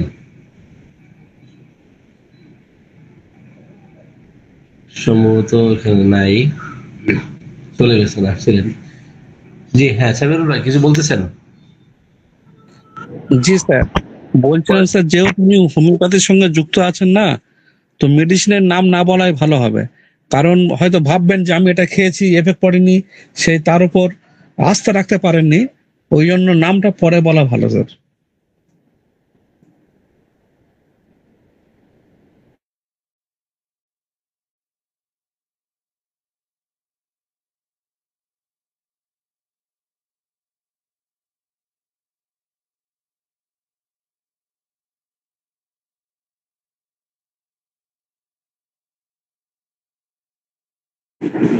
তাহলে আমরা কিভাবে শিখবো সাবিরুল ভাই? শিখতে খুব আগ্রহ, জি ম্যাম। খুবই কেস আগ্রহী টেকিংটা আইবিএস ম্যাম শিখতে। ম্যাম কেস টেকিংটা স্যার আমাদের সকলের সামনে নেবেন, কিন্তু আমার এই থেকে বলছি, আমার এখান থেকে আমি 7-8টা হোমিওপ্যাথি ডাক্তারকে দেখিয়েছি, তারা না নিজেরা ওষুধ খেয়েছেন। এবার আমরা এখান থেকে যখনই ওষুধ দেওয়া শুরু করেছি না, সঙ্গে সঙ্গে বলছে আমি তো এই ওষুধ খেয়েছি, আমার খেয়ে কিছু কাজ হয়নি। একবার কি দুবার মেডিসিন খাওয়ার পরে স্টপ। তো তারপরে আরেকটা হোমিওপ্যাথি ডাক্তারকে যখন ট্রিটমেন্ট দেওয়া শুরু করলাম, ওনাকে আগে থেকে বলে নিলাম যে আমরা কি মেডিসিন আপনাকে দেওয়া হচ্ছে কিন্তু বলবো না, তাহাতে আপনি আমাদের এখানে চিকিৎসা নেন অথবা না নেন। তো সেই শর্তে রাজি হলো যে হ্যাঁ মেডিসিনের নাম বলতে হবে না। সমস্যা নাই। সেই লোকটা আবার পূর্ণ সুস্থ হয়ে গেল। দুল ভাই, এটা হলো তার মেন্টালিটি, ওনার মেন্টালিটি ওইটা। ওনার মেন্টালিটি দিয়ে তো সবার তা যোগ্য করা যাবে না। হ্যাঁ, তার মেন্টালিটি নিয়ে তো আমাদের প্রোগ্রামটা তো। হ্যাঁ, উনি যেহেতু বলেছেন যে আমাদের পরামর্শ ছাড়া উনি মেডিসিন নেবেন না, অতএব আমরা মেডিসিন বলে দেব, সমস্যা নেই। হ্যাঁ, সমস্যা না। জি, ঠিক আছে। ভিডিও আসেন এনামুল ভাই।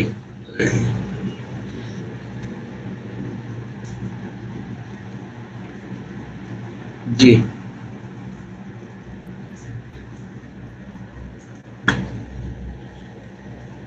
এমডি এনামুল হক নাকি? জি হক, মোহাম্মদ পূর্ণ মোহাম্মদ এনামুল হক। জি, মাদারীপুর। তাহলে আমরা এই যে ভাষা দৃষ্টিকোণ থেকে যদি আমরা মনে করতাম যে পালসিটিলার নার্স এটা সেটা, এভাবে কিন্তু রোগীকে ভালো করা যাবে না। ঠিক আছে, আমি স্ক্রিনটা একটু বড় করে দেই, যে আপনি আলো সামনে রাখেন, জি, দায়িত্বের সামনে আসেন।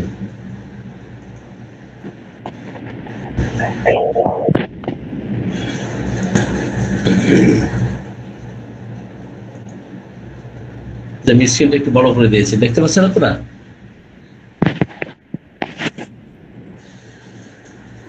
স্যার দেখতে পাচ্ছি স্যার। ওকে,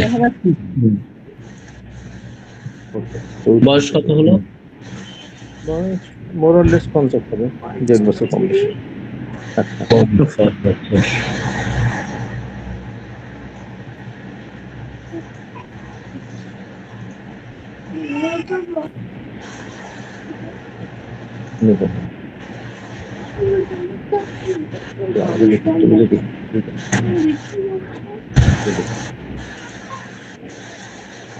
তারিখ 13/8/25। Mobile number 019377666764। 0193 77 জি, সরি 7766 7766 0937766 764। 764। ওকে, তাহলে আপনার এই যে পেটের পীড়া, এটা দীর্ঘ 40 বছর ধরে এভাবে সাফার করতেছেন। যদি বয়স 50 বছর হয়, 40 বছর ধরে এই রোগ। জি জি, আপনার অ্যাটলিস্ট 3 বছর ওষুধ খেতে হবে। খাবো তো স্যার, সমস্যা নেই স্যার, খাবো। কারণ আমরা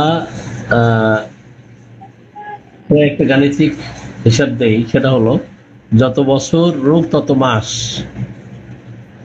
এখন 36 বছর যদি হয়ে থাকে রোগ, 36 মাস। হ্যাঁ, এই জন্য বলতেছি যে আপনি কমপক্ষে 3 বছর ওষুধ খাবেন। কিন্তু আলহামদুলিল্লাহ আমরা আল্লাহ চাই তো ভালো করবেন, আল্লাহ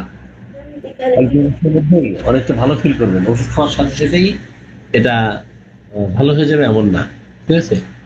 গ্রাজুয়ালি মেন্টালি আগে ভালো ফিল করবেন, ফিজিক্যালি এরপরে। আপনি টোটাল হিস্ট্রি আগে বলেন, হ্যাঁ জি স্যার। হিস্ট্রি বলার পরে আমরা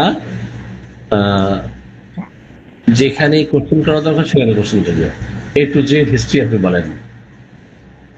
স্যার মূলত গ্যাস্ট্রিকের প্রবলেমটা অনেক আগ থেকে, এই নিউটাক থেকে শুরু করে 30-40 বছর আগ থেকে শুরু করে যত রকমের গ্যাসের বড়ি আছে সব খেতাম।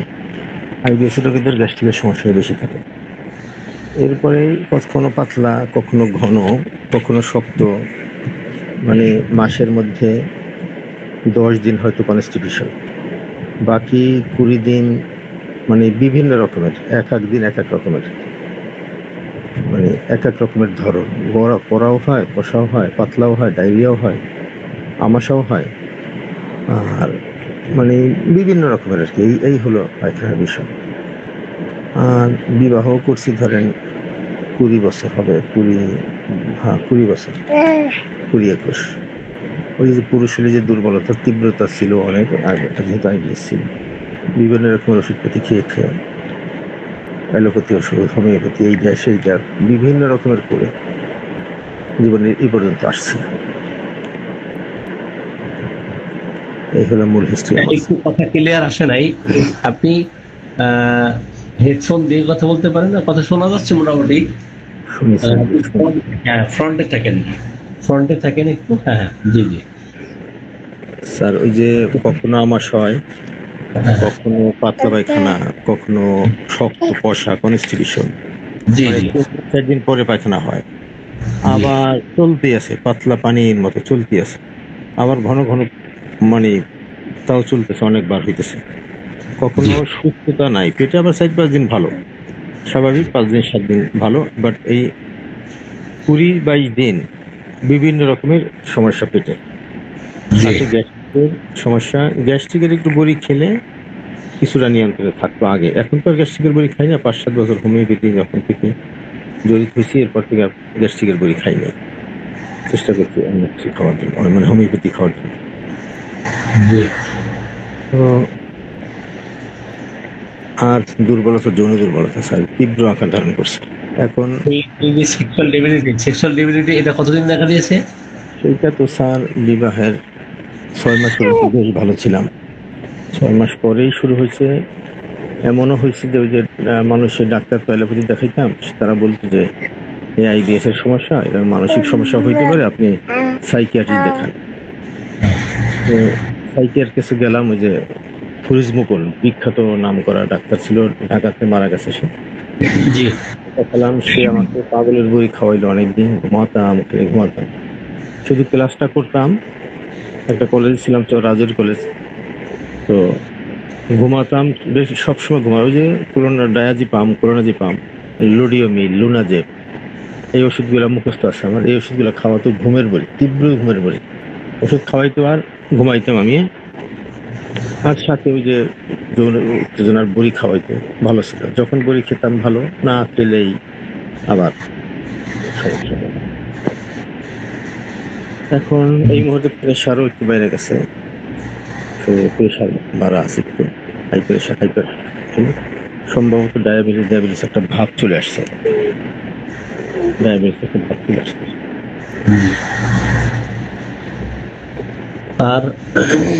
আর কি সমস্যা? আর সমস্যা স্যার তো আর রান উস্কির পাইয়া কিছু চুলকানি আছে। আমি অবশ্য আমার ওষুধই হোমিওপ্যাথি খাওয়ার পরে কমছিল, আবার এখন তো চুলকানি ভাব আছে। টেস্টিসের আশপাশে, রানের চুলকাইতে হয়, দেখা যায় না কিছু। এটা মূলত হয়েছে আরো অনেক আগে। এক বাসায় এসে হাই কমোটে গেলাম, আমি অন্য হাই কমোটে কখনোই ব্যবহার করি না, কিন্তু তাদের ওই হাই কমোট ছাড়া আর নাই। তাও আমি নিজের থেকে ধুইছি, ওটাকে ভালো, আমি মানসিক রোগীর মতো প্রায় ধুইছি ভালো মতো, সাবান সুবান দিয়া, না তা মানে আর একটা অন্য একটা সালাদ ভালো মতো, মন যখন সুস্থ হয়েছে তখন পর্যন্ত ধুইছি। ধোবার পরে ব্যবহার করছি, কিন্তু ওই যে আমার রানের মধ্যে যে খুজলির মতো অসুখটা হয়েছে। এটা কত বছর? এটা 6-7 বছর আগে। 6-7 বছর। ওইটা এখনো কিছু কিছু হালকা হালকা রয়ে গেছে এখনো। অতীতে আপনার কখনো স্ক্যাবিস ছিল অতীতে? না স্যার, স্কাবিস আমার চর্মরোগ ছিল স্যার, স্কাবিস ছিল কিনা জানি না। আমি কত বছর ছোটকালে আগে এটা? একদম দেখো আমার 7-8 বছর, 8-9 বছর বয়স। 7-8 বছর। কি ধরনের চর্মরোগ আপনার মনে আছে? তোমার বাবা মা? চর্মরোগ ছিল আমার চর্মরোগ ছিল পুরো শরীর স্যার, যে ফোড়া টোড়া হইতো, বেশি প্রচুর ফোড়া হইতো। আর ওই যে স্কাবিসের মতো হয়েছিল, স্কাবিসের মতোই ছিল, ওই যে হাতে ঠাতে হইতো, পায়ে হইতো, রান ঠান হইতো। সেটা ভালো হয়েছিল কিভাবে? ভালো ওই সময় তো চাপাই দেওয়া হয়েছে, চাপা দেওয়া ছাড়া তো আর সুযোগ নাই। ওই সময় তো আর এত সময় ছিল না, আমিও তো এত সচেতন ছিলাম না। রেডি করো দেখো। জি, সেটা কি দাউদ ছিল? দাউদ ছিল, একজিমা ছিল, পাথর ছিল কি? আমার তো জানা মতে আমার দাঁত ছিল না কখনো, হয়তো 2-1 বার উঠছে কিনা, 2-1টা উঠতেও পারে, বাট দাঁত ছিল না বললেই চলে। ছিল ওই যে স্কাবিসের মতো হালকা চর্মরোগ ছিল। স্ক্যাবিস ছিল না? জি, আর কি রোগ ছিল অতীতে? অতীতে আর ছিল, দাঁড়াও একটু কথা বলছি যদি থাকে নিয়ে আসো।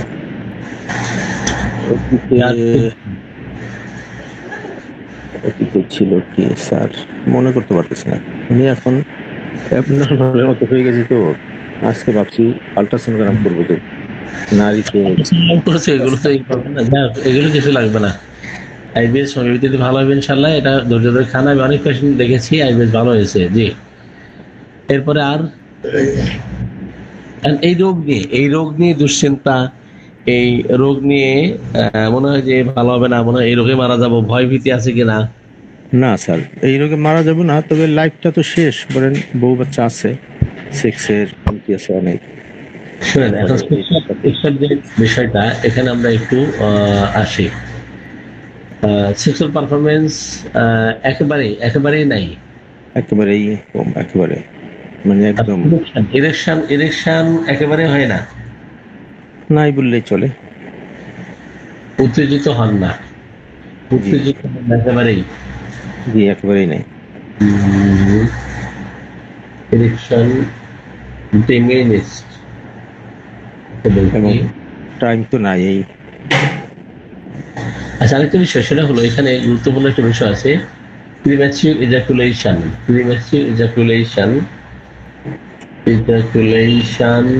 Two quick. এখানে আবার কিছু বিষয় আছে যে ejaculation too quick, but intromission before.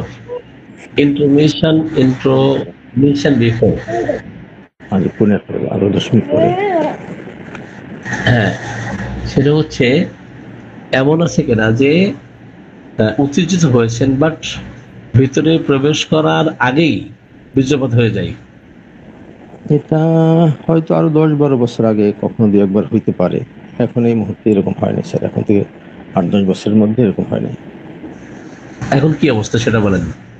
এখন তো স্যার এইসবের কোনো আকাঙ্ক্ষাই নাই। এবং কোল্ড থাকে, কোল্ড একেবারে ঠান্ডা হয়ে থাকে নাকি? জি জি, এখন ঠান্ডা হয়ে গেছে, ছোট হয়ে গেছে। হাইপোগোনাডিজম যাকে বলে স্যার, প্রায় ইম্পর্টেন্সি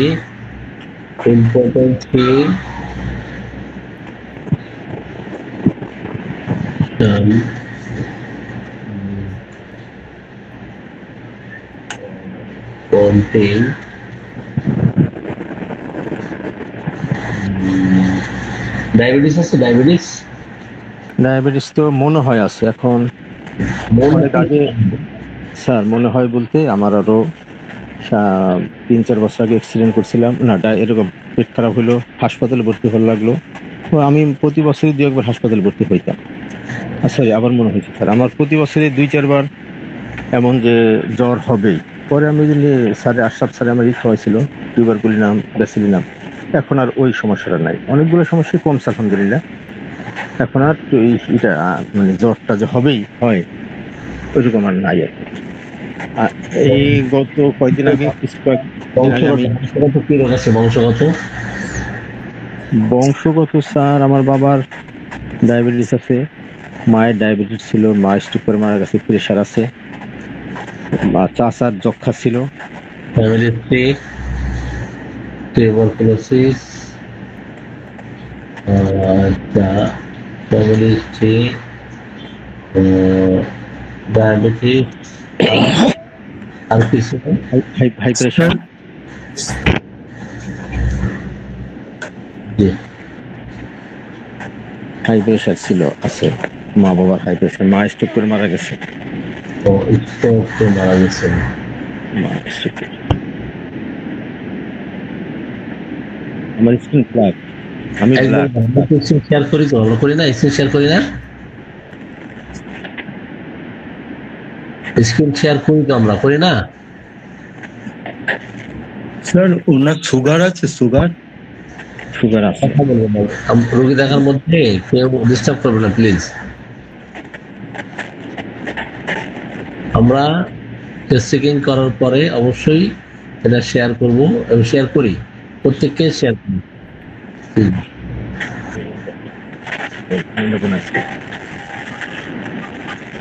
নতুনের সঙ্গে এই কথা জিজ্ঞাসা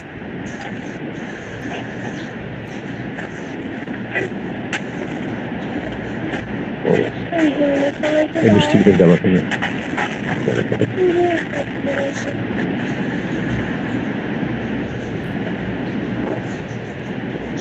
জি, আর কি সমস্যা আছে বলেন। আর তো মনে পড়ে না স্যার, আছে হয়তো কিছু, মনে নাই এখন, মনে পড়ে না। আমার ছোটকাল থেকে চুল পাকা বংশগত, আমার বাবার চুল পাকা ছোটকাল, একদম পিচ্ছিকাল থেকে। আমার যখন আমি 4-5-এ পড়ি তখন থেকে আমার চুল পেকে গেছে। আচ্ছা, যখন ইজাকুলেশন হয় এটা কম থেকে বেশি থেকে প্রচুর পরিমাণে হয়, এত কম থেকে কম, একদম পরিমাণে খুবই কম স্যার, অত্যন্ত কম। কম থেকে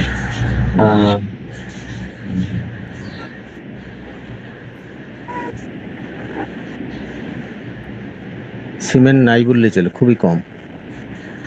এবং সেটা পানির মতো কিনা, পানির মতো কিনা, জি জি জি, ওয়াটার ইজাকুলেশন। ব্যাপারে জি।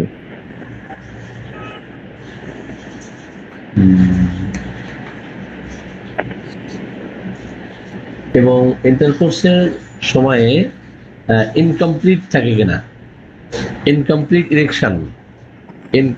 ইরেকশন কমপ্লিট থাকে না, ইনকমপ্লিট ইরেকশন ডিউরিং কোর্শন।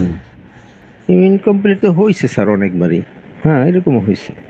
আচ্ছা আচ্ছা, না ইনকমপ্লিট ইরেকশন বলতে আমরা পেনিসের যে উত্থানটা স্ট্রংলি না হয়ে, কমপ্লিটলি না হয়ে সেটা ইনকমপ্লিট থাকে। জি জি, ওই টাইমের মধ্যে কি ইন্টারকোর্সের টাইমের মধ্যেই একদম ঠান্ডা হয়ে গেছে। জি জি জি, ঠিক আছে। Incomplete erection during কোর্শন।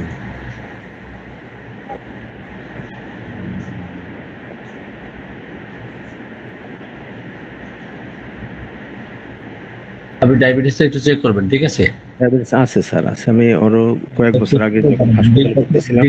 জানাবেন আমাকে জি, ফাস্টিং এ কত এবং খাবার খাওয়ার পর কত, আফটার মিল, বিফোর মিল। রেডি হও।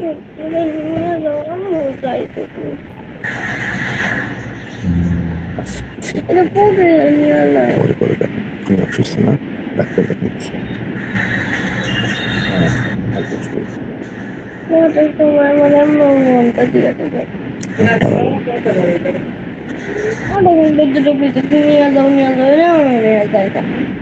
থামাও রে।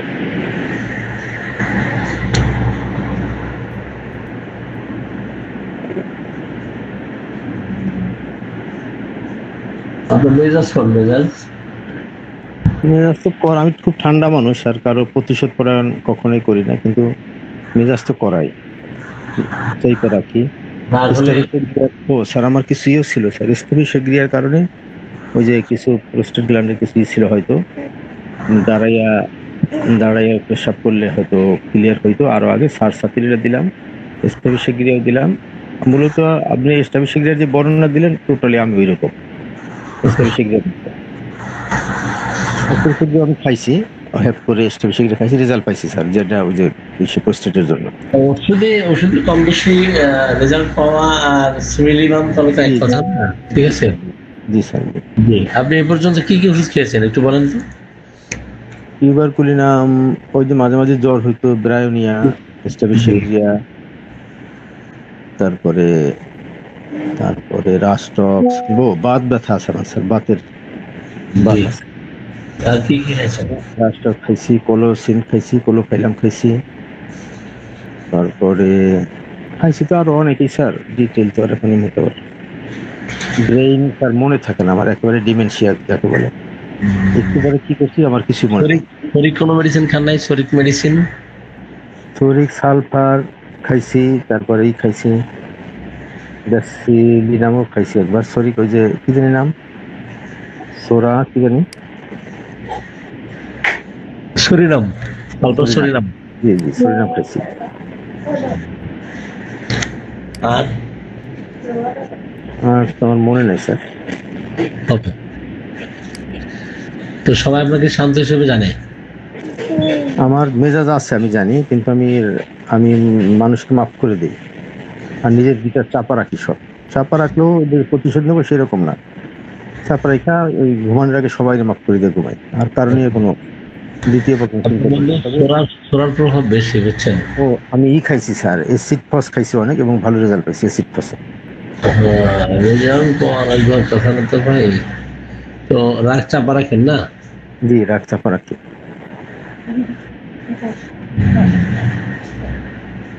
সহজে ভুলে যাই না, তবে আমি মাফ করে দিই সবাই। ওই যে শরীয়তের হুকুম আছে তো, যেখানে আমি কারো সম্পর্কে যত কষ্টই হোক আমি দিল পরিষ্কার করে নেই, কিন্তু আমার খুব কষ্ট হয় কাউকে সহসা সোরা মাফ করে, শরীর পেশেন্ট মাফ করে, সাইকোটিক কন্ডিশন দেয়, শর্ত সাপেক্ষে ক্ষমা করে। সাইকোটিক শর্ত সাপেক্ষে ক্ষমা করে, আর সোরা ক্ষমা করে দেয়, আর সিভিলিটি ক্ষমা করতে পারে না। সম্ভবত সিভিলিটি হবে স্যার। না, সিভিলিটি ক্ষমা করতে পারে না। জি জি, এরকম। আমি ক্ষমা করি বলতে স্যার ক্ষমা করি, যেহেতু আমার আখিরাত আছে, আমি তবলিগের লোক, আখিরাত আমরা সময় জামাত ইসলামে ছিলাম। আপনি ক্ষমা করতে পারেন মানে আপনার মধ্যে সোরার প্রভাবটা বেশি। অল্প বয়সে চুল পাকা, এটা শরীর ম্যানিফেস্টেশন, বুঝছেন? জি জি। তো মায়াজমেটিক মেডিসিন চিন্তা করলে এটা সোরা, আর আপনার মধ্যে সোরার প্রভাবটা বেশি। জি স্যার। জি, ওই যে আমাকে একবার আশরাফুল স্যার বললো, আমি বললাম স্যার আমি তো সালফার স্যার, একেবারে সালফারের মতো নোংরা, 2-3 দিন গোসল না করলেও আমার সমস্যা নাই, 2 দিন 3 দিন 4 দিন। আমি গরমের মধ্যেও গোসল করি না স্যার, আর সমস্যা নেই। তবে জি, ও গোসলে ধরেন অনীহা খুব নাই, তবে গোসল করে কি হবে, মানে অলসতা কাজ করে আর কি। হ্যাঁ, অলসতা, আমি খুব অলস স্যার। ওইখান থেকে এই একটু আগাইলেই কাজটা ভালো হবে, আমি আগাইলাম না, দুনিয়াতে আসি আর কয়দিন, দরকার নেই তো, বাদ দিই, এই মানসিকতা। অত বেশি নিখুঁত করতে হবে কি দরকার আছে? দুনিয়াতে আসি সময় ইবাদত করি, আমল করি, অত কি আছে? বেশিরভাগ সময় এই মানসিকতাটা কাজ করে।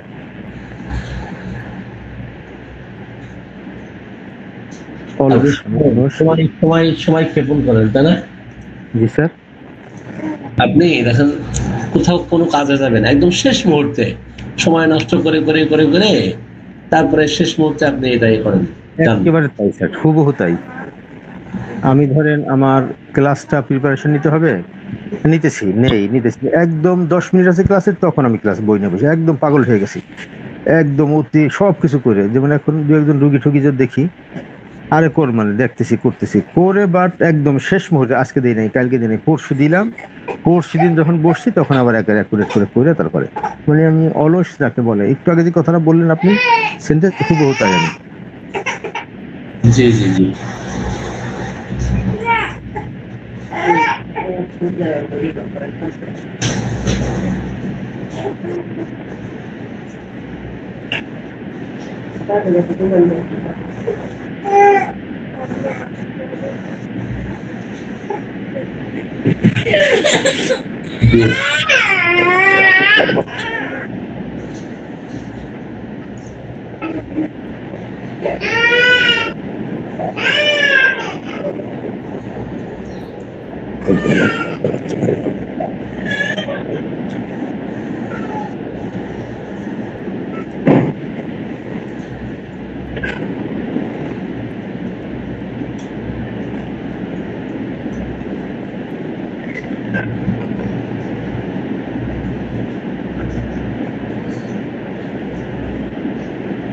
স্যার আর একটু সমস্যা আছে হাড়ের মধ্যে। বাত ব্যথা তো আসলেও আগে মেডো খাইছি আমি অনেকদিন, মেডোর সিএমও খাইছি। ওই যে আমার হাঁটতে প্রথমে বাম পায়ের হিলে ব্যথা করতো, এখনো হালকা 5% আছে। পরে প্রথম নড়াচড়াতেই ওই হিলে ব্যথা হইতো, কিছুক্ষণ পরে স্বাভাবিক হয়ে যেত ঘুমের থেকে উঠলেই। পরে আশরাফুল স্যার বললো মেডো খান, আস্তে আস্তে খান। তো মেডো আমি ওই শততমিকের 1M 10M 50M সিএম খাইছি অনেক দিন পর আর কি, দীর্ঘদিন পর সিএম খাওয়ার পরে এখন আছে ব্যথাটা 5% এখনো, পুরোপুরি যায় নাই। এবং অন্য যে কামড়ানি চামড়ানি অনেকখানি কম, তবে আছে এখনো। মানে আমাদের খেলে সব রোগ বাড়বে আপনার। বারুক স্যার বারুক, আমি তো বুঝি না কিছু। একেবারে কোনো মেডিসিন নেবেন না, ঠিক আছে? আপনার ধৈর্য কম, আমার অসুখ, আমার চিকিৎসা নিলাম। ধৈর্য কম। তোমরা যা বুঝো না কইও না, দিতে যে মানে ধৈর্য কেমন? ধৈর্য কেমন আপনার? স্যার ধৈর্য খুব বেশি নাই, ধৈর্য কম। তবে ওই যে শরীয়তের বিষয় আছে তো, ধৈর্য ধরবো স্যার, ধরতে পারি, যে কোনো বিষয় ধরি, কিন্তু আমি ধৈর্যশীল না। ধরি, শরীয়তে ধৈর্যের বিষয় আছে। আল্লাহর কাছে তখন ইবাদত করতে থাকি, জিকির করি আর দোয়া করি আমার জন্য ধৈর্য থাকে, ধৈর্য হয়।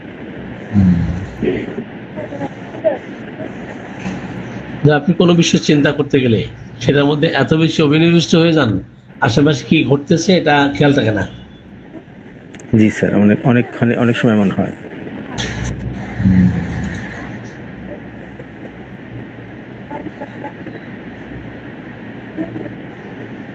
মানসিক অস্থিরতা খুব বেশি, শারীরিক অস্থিরতা থেকে মানসিক অস্থিরতা বেশি। কোনোখানে দাঁড়াইতে পারি না স্যার, বসতে পারি না, হাঁটতেই হয়।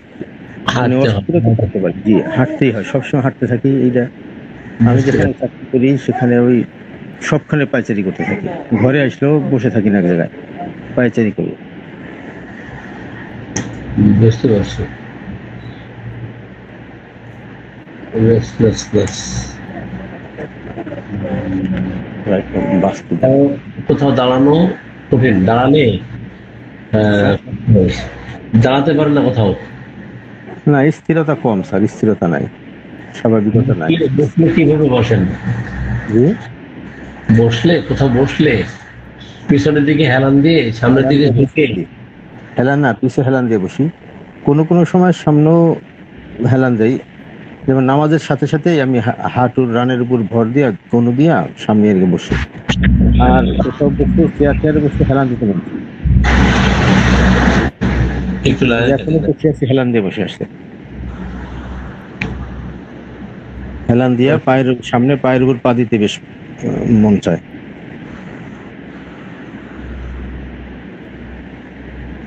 সরি, সামনে ওই যে এক পায়ের উপর আর এক পা দিয়া পিছনে হেলান দিয়া, এটা মজা। হেলান দিয়ে বসতে ভালো লাগে না?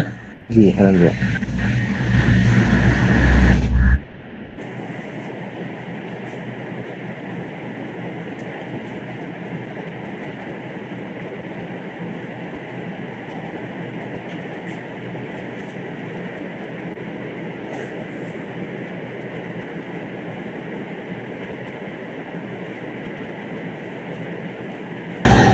হ্যালো। জি স্যার। জি,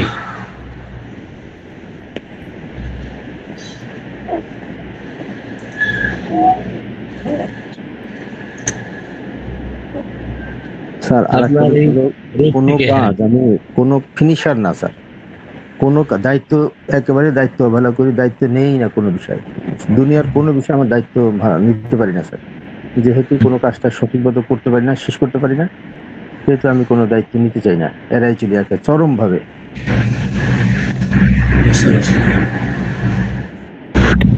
আর সমাধান করতে পারি, যে কোনো কাজই হোক, যা হোক, শেষ মতো সমাধান করতে পারি না, তালগোল পাকাই ফেলাই। নিজেরে ছোট ভাবি, যা হারে আমার ব্রেইন ভালো না, আমি দুর্বল মানুষ, আল্লাহ আমার যা রাখছো ঠিক আছে, আলহামদুলিল্লাহ, আল্লাহ তোমার উপর অভিযোগ নাই, আমি অনেক দুর্বল মানুষ, এরকম ভাবি।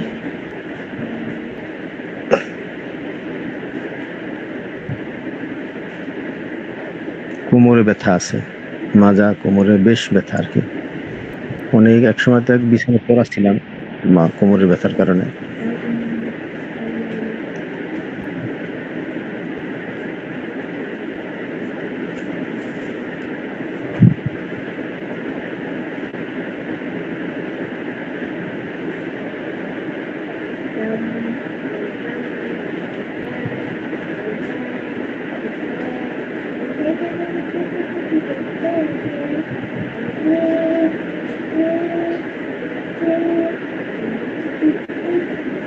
জি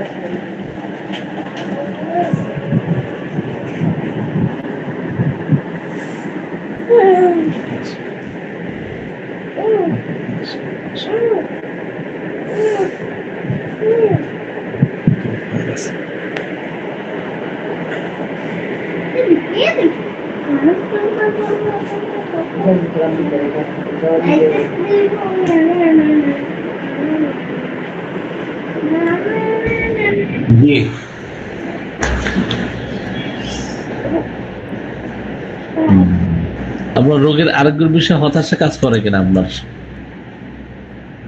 না স্যার, আমি তো যত আমার ধৈর্য অনেক আছে স্যার, ওই যে আগে যা বলছি, আমি ধরেন যত সমস্যা হোক হোমিওপ্যাথির উপরে ধরেন, এই যে আমি এখন থেকে সাইড দিন, আমার সেটাই বাবা বুঝছি। স্যার, আমার কিন্তু বাপ, আরোগ্যের বিষয়ে হতাশা কাজ করে কিনা? না না স্যার, কাজ করে না। যে কোনো রোগ আমি জানি আল্লাহ তাআলা দিচ্ছে, সুস্থ হওয়া সম্ভব, উপযুক্ততার বিষয়, উপযুক্ত আচ্ছা, medicine। প্রস্রাব পায়খানা দুর্গন্ধযুক্ত হওয়া, ঘাম, ঘাম, ঘামের দুর্গন্ধ হয়, শরীরে দুর্গন্ধ আছে, বগলের দুর্গন্ধ আছে। একসময় মার্শাল খাইছি, মার্শালের রেজাল্ট ভালো ছিল। আপনি তো সবই খাইছেন ভাই, ও তো সবই খাইছেন। ঠান্ডা ঘাম, দুর্গন্ধ, বগলে গন্ধ, আচ্ছা, কনস্টিপেশন, একজিরা, অরোফেন্সিম, ঠিক আছে, ঠিক আছে। আপনার কোন খাবার পছন্দ, অপছন্দ, সহ্য অসহ্য একটু বলেন। দুধ হয় না, দুধ খেতে পারি না। আর দুধ গোস্ত, গোস্ত হয় না। পছন্দ স্যার, একসময় গোস্ত পছন্দ ছিল, এখন আর দুধ সহ্য হয় না। আচ্ছা, দুধ সহ্য হয় না। পায়খানার বেগটা কখন বেশি লাগে? মানে সকালে, দুপুরে, রাতে, নির্দিষ্ট টাইম আছে যে এই সময় বেগ লাগে? খাওয়ার পরে, খালি পেটে? খাওয়ার পরে সাধারণত পায়খানার বেগটা বেশি আসে। পেটে কিছু দিলে, আবার কোনো কোনো সময় পেট ভালো মতো ভরা ঠরা থাকলে পায়খানা হয় না, পেট খালি খালি হয়ে গেলে তখন হয়, কোনো সময় এরকম হয়।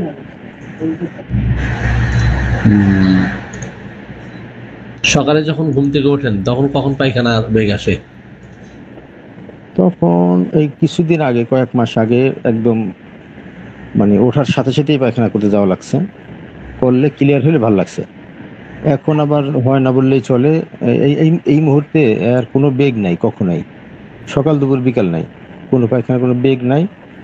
অনেক কষ্টের পরে বাঁকা সাকা হয়ে এদিক সেই ওদিক যায়, ওইলে একটু পেটের ভিতরে নাড়া দিয়ে ওঠে, মনে হয় একটা একটু ভুট করে উঠছে পেটের মধ্যে, দূরে আচ্ছা, থেকে বায়ু যেটা হয় সেটা দুর্গন্ধযুক্ত হয় কিনা?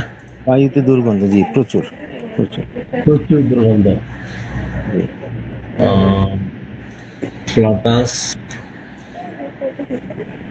অপেনশিল। 8:05 বাজে, আর 5 মিনিটের দিয়ে যাই, কিছু সমস্যা নেই। ঠিক আছে, আমরা মোটামুটি যা হিস্ট্রি পেয়েছি, মেডিসিন চলে আসছে। জি, আপনারা কি মেডিসিন দিবেন একটু লেখেন। স্যার, আমি কি বের হব? আমার ওই বাচ্চাকে স্কুলে দিতে হবে তো, অলরেডি। ঠিক আছে, আপনি হ্যাঁ, আপনি লিভ নিতে পারেন। আমি আপনাকে হোয়াটসঅ্যাপে মেডিসিন করে দিব। জি স্যার, আমি পে করে দেবো না স্যার, আজকেই পে করে দেবো না, সমস্যা নাই এটা। জি, আচ্ছা, আপনারা কি মেডিসিন দিবেন? জি, আপনি লিভ নেন। জি জি।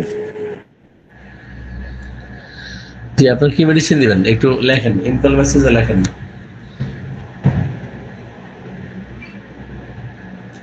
যারা আছেন ইনকল মেসেজে লেখেন।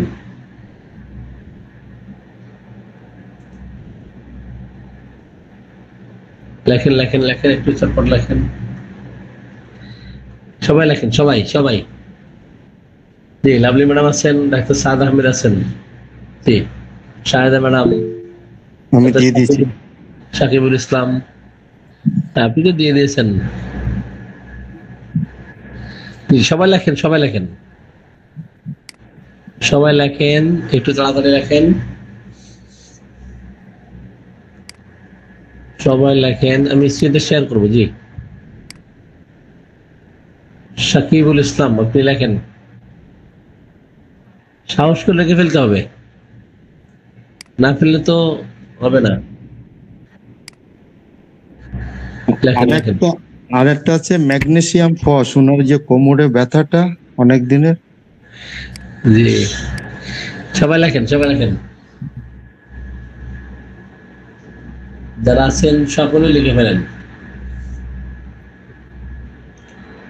একটু চটপট লেখেন।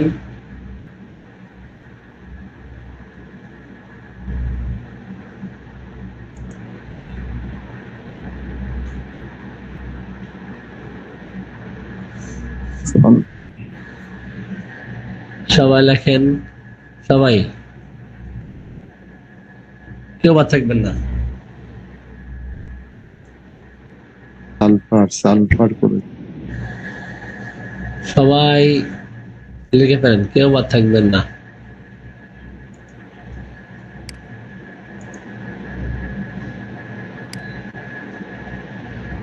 জি,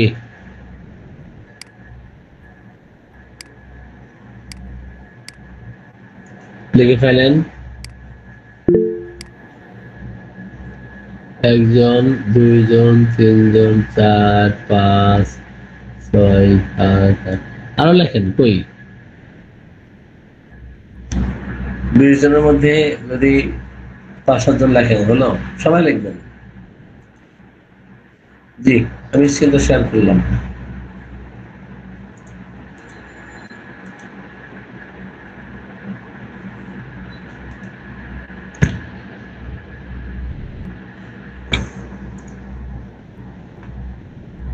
জি, কি মেডিসিন হবে?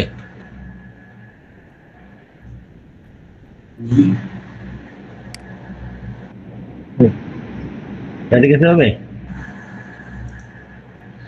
নাইট্রিক অ্যাসিড তো ক্ষমা করতে পারে না, নাইট্রিক অ্যাসিড ক্ষমা করতে পারে না। আপনি স্ক্রিনশট নেন, হ্যাঁ, স্ক্রিনশট নেন। নাকজম তো ক্ষমা করতে পারে না। নাক ভোম তো এগুলো মেডিসিনের মধ্যে পড়বে না, এগুলো সম্পর্কে ক্রনিক ডিজিজের ক্ষেত্রে নাক কাজ করবে, করবে না। আচ্ছা আচ্ছা আচ্ছা। ক্রনিক ডিসেন্ট্রি, সালফার নাক্স আছে, ঠিক আছে, যেহেতু নাক্স খাইছে, নাক্সের অনুপ্রয়োগ সালফার আসবে।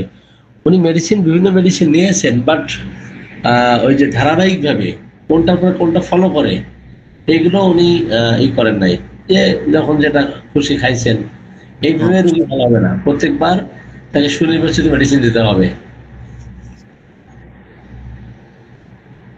প্রত্যেকবার। আমরা স্যার অল্প বিদ্যা ভয়ঙ্কর না ভাবে যে এই মানে পজিশন পেয়েছে সেই মেডিসিনটা ফট করে দিয়ে খাইয়ে ফেলাই, তারপরে মেডিসিন কি হবে এইগুলো না বুঝে খাই, এই কারণে আমাদের এই ভোগান্তি। জি, জি। এখন হ্যাঁ, নেক্সট, প্রথমগুলো নিয়েছেন, পরেগুলো নেন। আচ্ছা, এখানে একটি গুরুত্বপূর্ণ একটা মানসিক লক্ষণ নিয়েছি। এই লক্ষণটা দেখেন, ওনাকে বললাম যে কি time filters away his time, filters away his time, অর্থাৎ ওয়েস্টিং করে, কিলিং করে, হ্যাঁ, সময়টাকে কি করে, নষ্ট করে। তো সময়টাকে ক্লিন করে, এটা কিন্তু সালফারের বিরাট একটা লক্ষণ, বিশাল লক্ষণ। দেখবেন যে সালফার রোগী একদম সময় খামাখা মোবাইল দেখে দেখে দেখে দেখে দেখে হয়তো সময় নষ্ট করতেছে। এখন স্কুল 8টায় বা 9টায়, এই 9টা 2 মিনিট আগে 3 মিনিট আগে হুড়মুড় করে একদম গুছিয়ে দিছে, স্কুল আশ্রয় না, হ্যাঁ, তো পোশাক ঠিক মতো বোতাম লাগালো কেনা জামাই, এগুলো খেয়াল করে না। এটা কিন্তু দেখেন, এটা মানসিক লক্ষণ। হ্যাঁ, time filters away his time, তাই না? সালফার আছে, এই জন্য রুব্রিক কিন্তু নিলেই হবে না। আসেন, জি, সবগুলো নিতে পারছেন? সবগুলো তো ওনার টিউবারকুলার দোষ আছে তো বংশে, ওনার নিজের মধ্যে সোরার প্রভাব আছে। সোরার প্রভাব শেষ হলে অন্য ম্যাজমেটিক মেডিসিন আসবে। কারণ সালফারের পরে হতে পারে ব্যাসিলের নাম অথবা টেবাকের নাম অথবা সরির নাম। দেখি আমরা পরবর্তীতে ওনাকে জানাবো। যে আপনারা সব নিতে পারছেন না?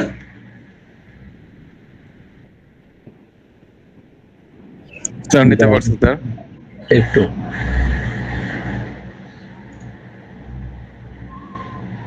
বৃষ্টি না থামলে আমি কিভাবে বেরোবো আমি ভাবতেছি। জি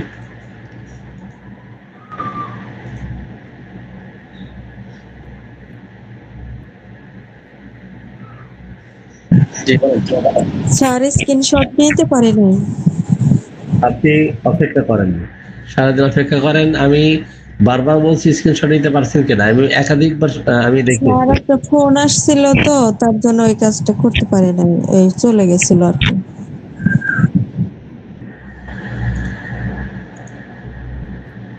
জি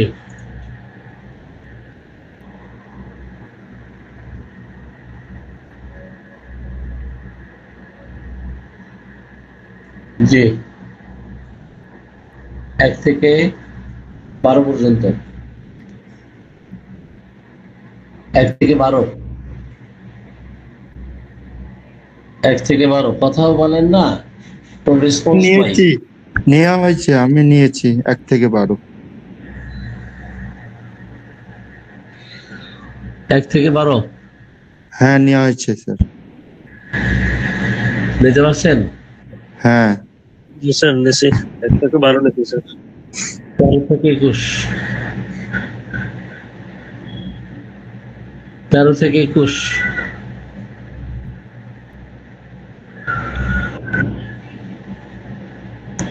জি রুনা ইসলাম আপনি নিতে পারছেন? ওই যার দরকার সে নিয়েছে কিনা রুমা? জি স্যার নিয়েছি। আপনি রেসপন্স করেন না কেন? সমস্যা কি বলেন তো আপনাদের? স্যার হচ্ছে তাড়াতাড়ি করে পারতেছিলাম না ভয়েসটা বের করার জন্য, ফোনটা একটু স্লো কাজ করে স্যার। জি ওকে পারেন। দুইটা নিতে পারছেন? দুটাই? জি স্যার নিতে পেরেছি দুটোই, ঠিক আছে। 21 পর্যন্ত।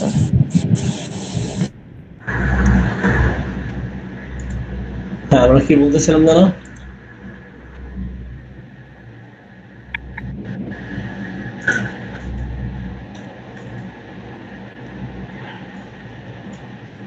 সালফার, ঠিক আছে। তো ঠিক আছে আমি একটু বের হবো, ওই যে বৃষ্টি একটু কমছে কিনা দেখি। তো আগামী দিনের ক্লাসের আমন্ত্রণ জানিয়ে আজকের মতো আমরা বিদায় নিচ্ছি। ঠিক আছে স্যার, স্যার গতকালকে রেকর্ডটা দেওয়া হয়েছিল না স্যার মনে হয়? রেকর্ড তো আছে, আপনি ওই যে একটু হাই দেন, আমি রেকর্ডটা ইয়ে করে দেবো। আপনি গ্রুপে তো আছেন, অ্যাড আছেন না, আপনি ওখানে তো কি পাবেন। ঠিক আছে আমাদের পেজের সাথে যুক্ত নেই আপনি? আছে স্যার। আচ্ছা পেজে থাকলে তো ওখানে আপনি পেজের এখানে আছে, বললাম মনে হয় আমাদের পেজে এগুলো শেয়ার করে। তো ঠিক আছে আমি একটু বিদায় নিচ্ছি, বেরোব। জি স্যার আমার একটা কথা ছিল, গ্রুপে বলবো না স্যার হোয়াটসঅ্যাপে দেবো স্যার? আমি তো বের হবো, নারায়ণগঞ্জ যেতে হবে, আমি ফিরেও কথা বলবো। জি জি জি হোয়াটসঅ্যাপে দেন, আপনি হোয়াটসঅ্যাপে দেন। হ্যাঁ